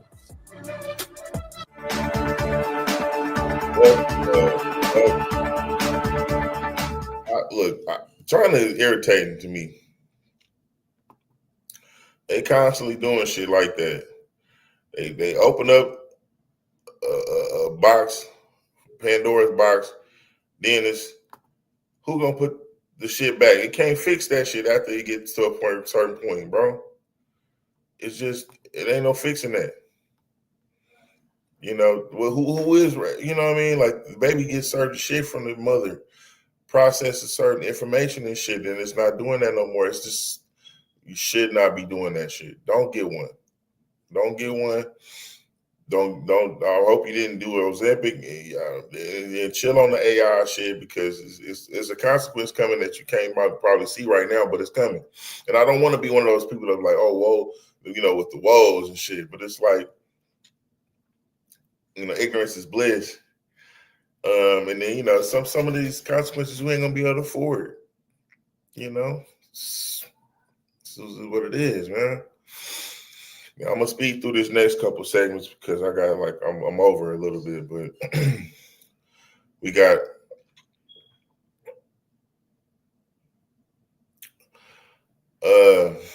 that's it for Worldview. Right now we got Don't Be a Weirdo. And in today's segment of Don't Be a Weirdo, we got a motherfucker that didn't kill 5 people. Now it was one dude that was driving and he was from another country.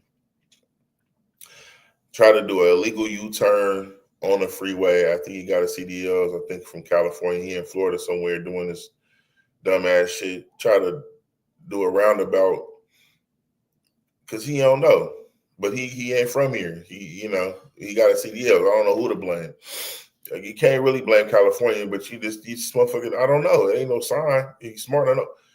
The thing is, he did an illegal U-turn on the freeway, and somebody, a family of 3, plowed into this man's trailer and killed all 3 people. They didn't have enough time to stop. But this person, it's even worse. And they from here. So that's why I kind of gave it to them. But it's not nothing to be happy or proud of. And this is a tour bus driver. And I think he was distracted while he was driving.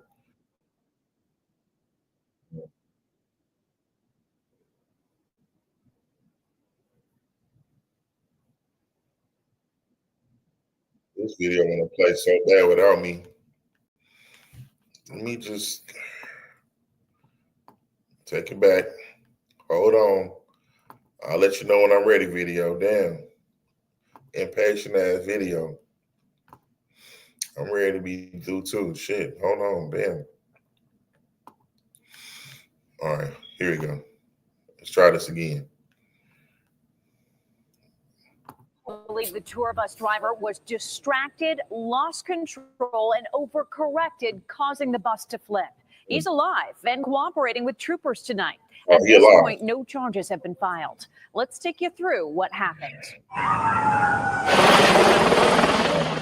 It was 12:22 Friday afternoon on the thruway in Pembroke, Genesee County. While heading eastbound just before exit 48A, the operator lost control of the bus, exiting the roadway and rolling the tour bus. First responders swarmed the area. I got people under the bus, and I got people in the bus. 54 people were on board the bus, heading from Niagara Falls to New York City, ranging in age from 1 to 74. Tragically, multiple people were ejected from the bus, with 5 people deceased at the scene. Initially, state police reported a child was among the dead. That turned out not to be true. There were children transported to the hospital. Many people have subsequently been released from the hospital. We know at least 50 people were taken to the hospital. 6 of them came to Strong Hospital in Rochester. URMC reports 2 adults with critical injuries. 3 adults and a child are stable. Most people, I'm assuming, on the bus did not have a seatbelt on. That is the reason why we have so many ejected people on this bus. The driver of the bus is alive and cooperating with the investigation. State police ruled out mechanical error and driver impairment. Instead, it's believed the operator became distracted, lost control, overcorrected, and ended up on the right shoulder. Troopers say the bus is owned by M&Y Tour Incorporated out of Staten Island. We will work with the company Typically, there's camera footage inside of those vehicles. And as this progresses, this investigation with our Bureau of Criminal Investigation, they will give us more. It's probably going to come out that bro is on his phone. He is probably sleepy. So please, don't be sleepy driving these trucks on these roads. We got people that's, you know what I mean? It's people depending on you, man. You can't just do whatever. I mean, you know, they hold people with CDLs more accountable because the entire road is in jeopardy if you won't do what the fuck you're supposed to be doing. People will die, including yourself. He made it, which is cool, but 5 people died because of, you know, and who am I? You know, he auto-corrected, overcorrected. This is what they saying. Now, the motherfucking investigators, the insurance investigators, they be on their shit. So they know what probably happened. There's cameras in that truck, and they probably gonna come out that he was doing some dumb shit. But you know, it ain't gonna bring no people back blaming him. So, I mean, that's the weirdo of the week for me. Last thing I got is who got active. And who got active is interesting because I wanted to make it there last week, but you know, the other one kind of touched my heart. So this one is solid. I don't know if your kids, if you're on Roblox, watch them, because this kind of shit is happening on Roblox. And if you don't know, now you know. But this dude is our activated individual of the week because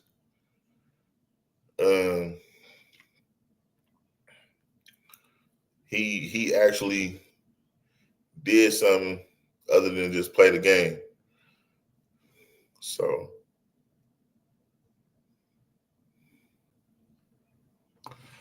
let's look at this one now. I don't know this YouTuber, but he's showing a picture of the guy who's. People appreciated this. It was like keep up. Who's the individual? So that's why it's important that I'll show his. I was gonna show the other one first, but it doesn't show his face. Okay, guys, Roblox is now sending out lawsuits to anybody that catches child predators on their game. There's a YouTuber named Schlep, and he's been playing Roblox his whole life. And he started making these catch a predator videos when he noticed that all these creepy older men were talking to your kids in the game. And he's already got 6 people arrested. And of course, people appreciated this. They was like, keep up the good work. But Schlep did not know that this would all come to an end after his last catch, because Roblox themselves would reach out and send him a legal cease and desist notice, basically telling him to stop catching predators. And not only that, guys, they banned him from ever playing Roblox again. They banned all of his accounts. They removed them. He can't make new ones, which now has everybody online like, is Roblox defending predators? By the way, guys, I watched his video and there are things happening on Roblox that I didn't even know was going on. For example, right? Now, Roblox has different kinds of worlds, right? But this one right here is called Bathroom Simulator, right? Where they got people of all ages and half-naked avatars just doing whatever in there. It is a predator haven. There are games on Roblox.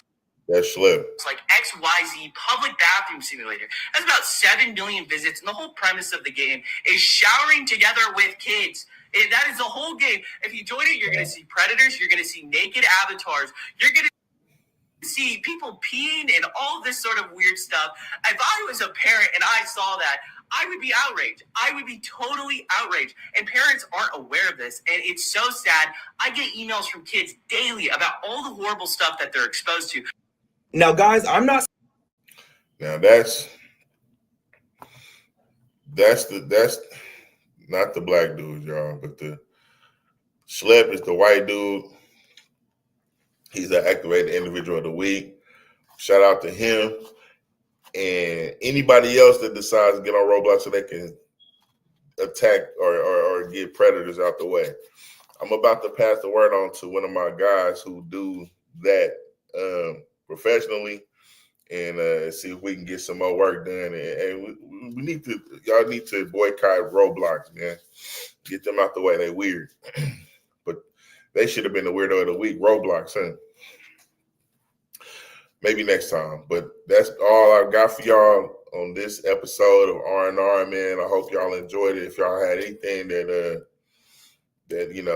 y'all take away from this, take away that I want y'all to be safe and prosper out there. If you learned anything, the Cash App is $SuperStee. I know y'all see the ticker down there, man. We getting a little high tech, man. So and it ain't no commercials in my shit. So I'm paying for the extra shit with the YouTubes and the commercial free subscription. So I can use some help with that. That'll be great. And apparently StreamYard ain't cheap. It ain't cheap. I thought it was like $88 a year. It's $88 a month. So hey, you can look out for your boy. I appreciate it, man. But I mean, I'm here not for the money, so I can provide a service to y'all, man, and keep y'all aware of what's going on. Maybe get y'all a laugh or two, get y'all through the week. But other than that, man, y'all, see me next week, man. I'm gonna try to do better about doing this on the regular. I mean, on the day that I regularly do it, but it's probably gonna look like it's gonna be maybe Thursday evenings. So I might have to change the day just so I can kind of and try to make these a little shorter. But I haven't learned how to do that because there's so much information I have to get to y'all throughout the week. So, but yeah, y'all have a good one. I'll see y'all next time, man. Have a nice evening. This is Jamerson Ballard signing off.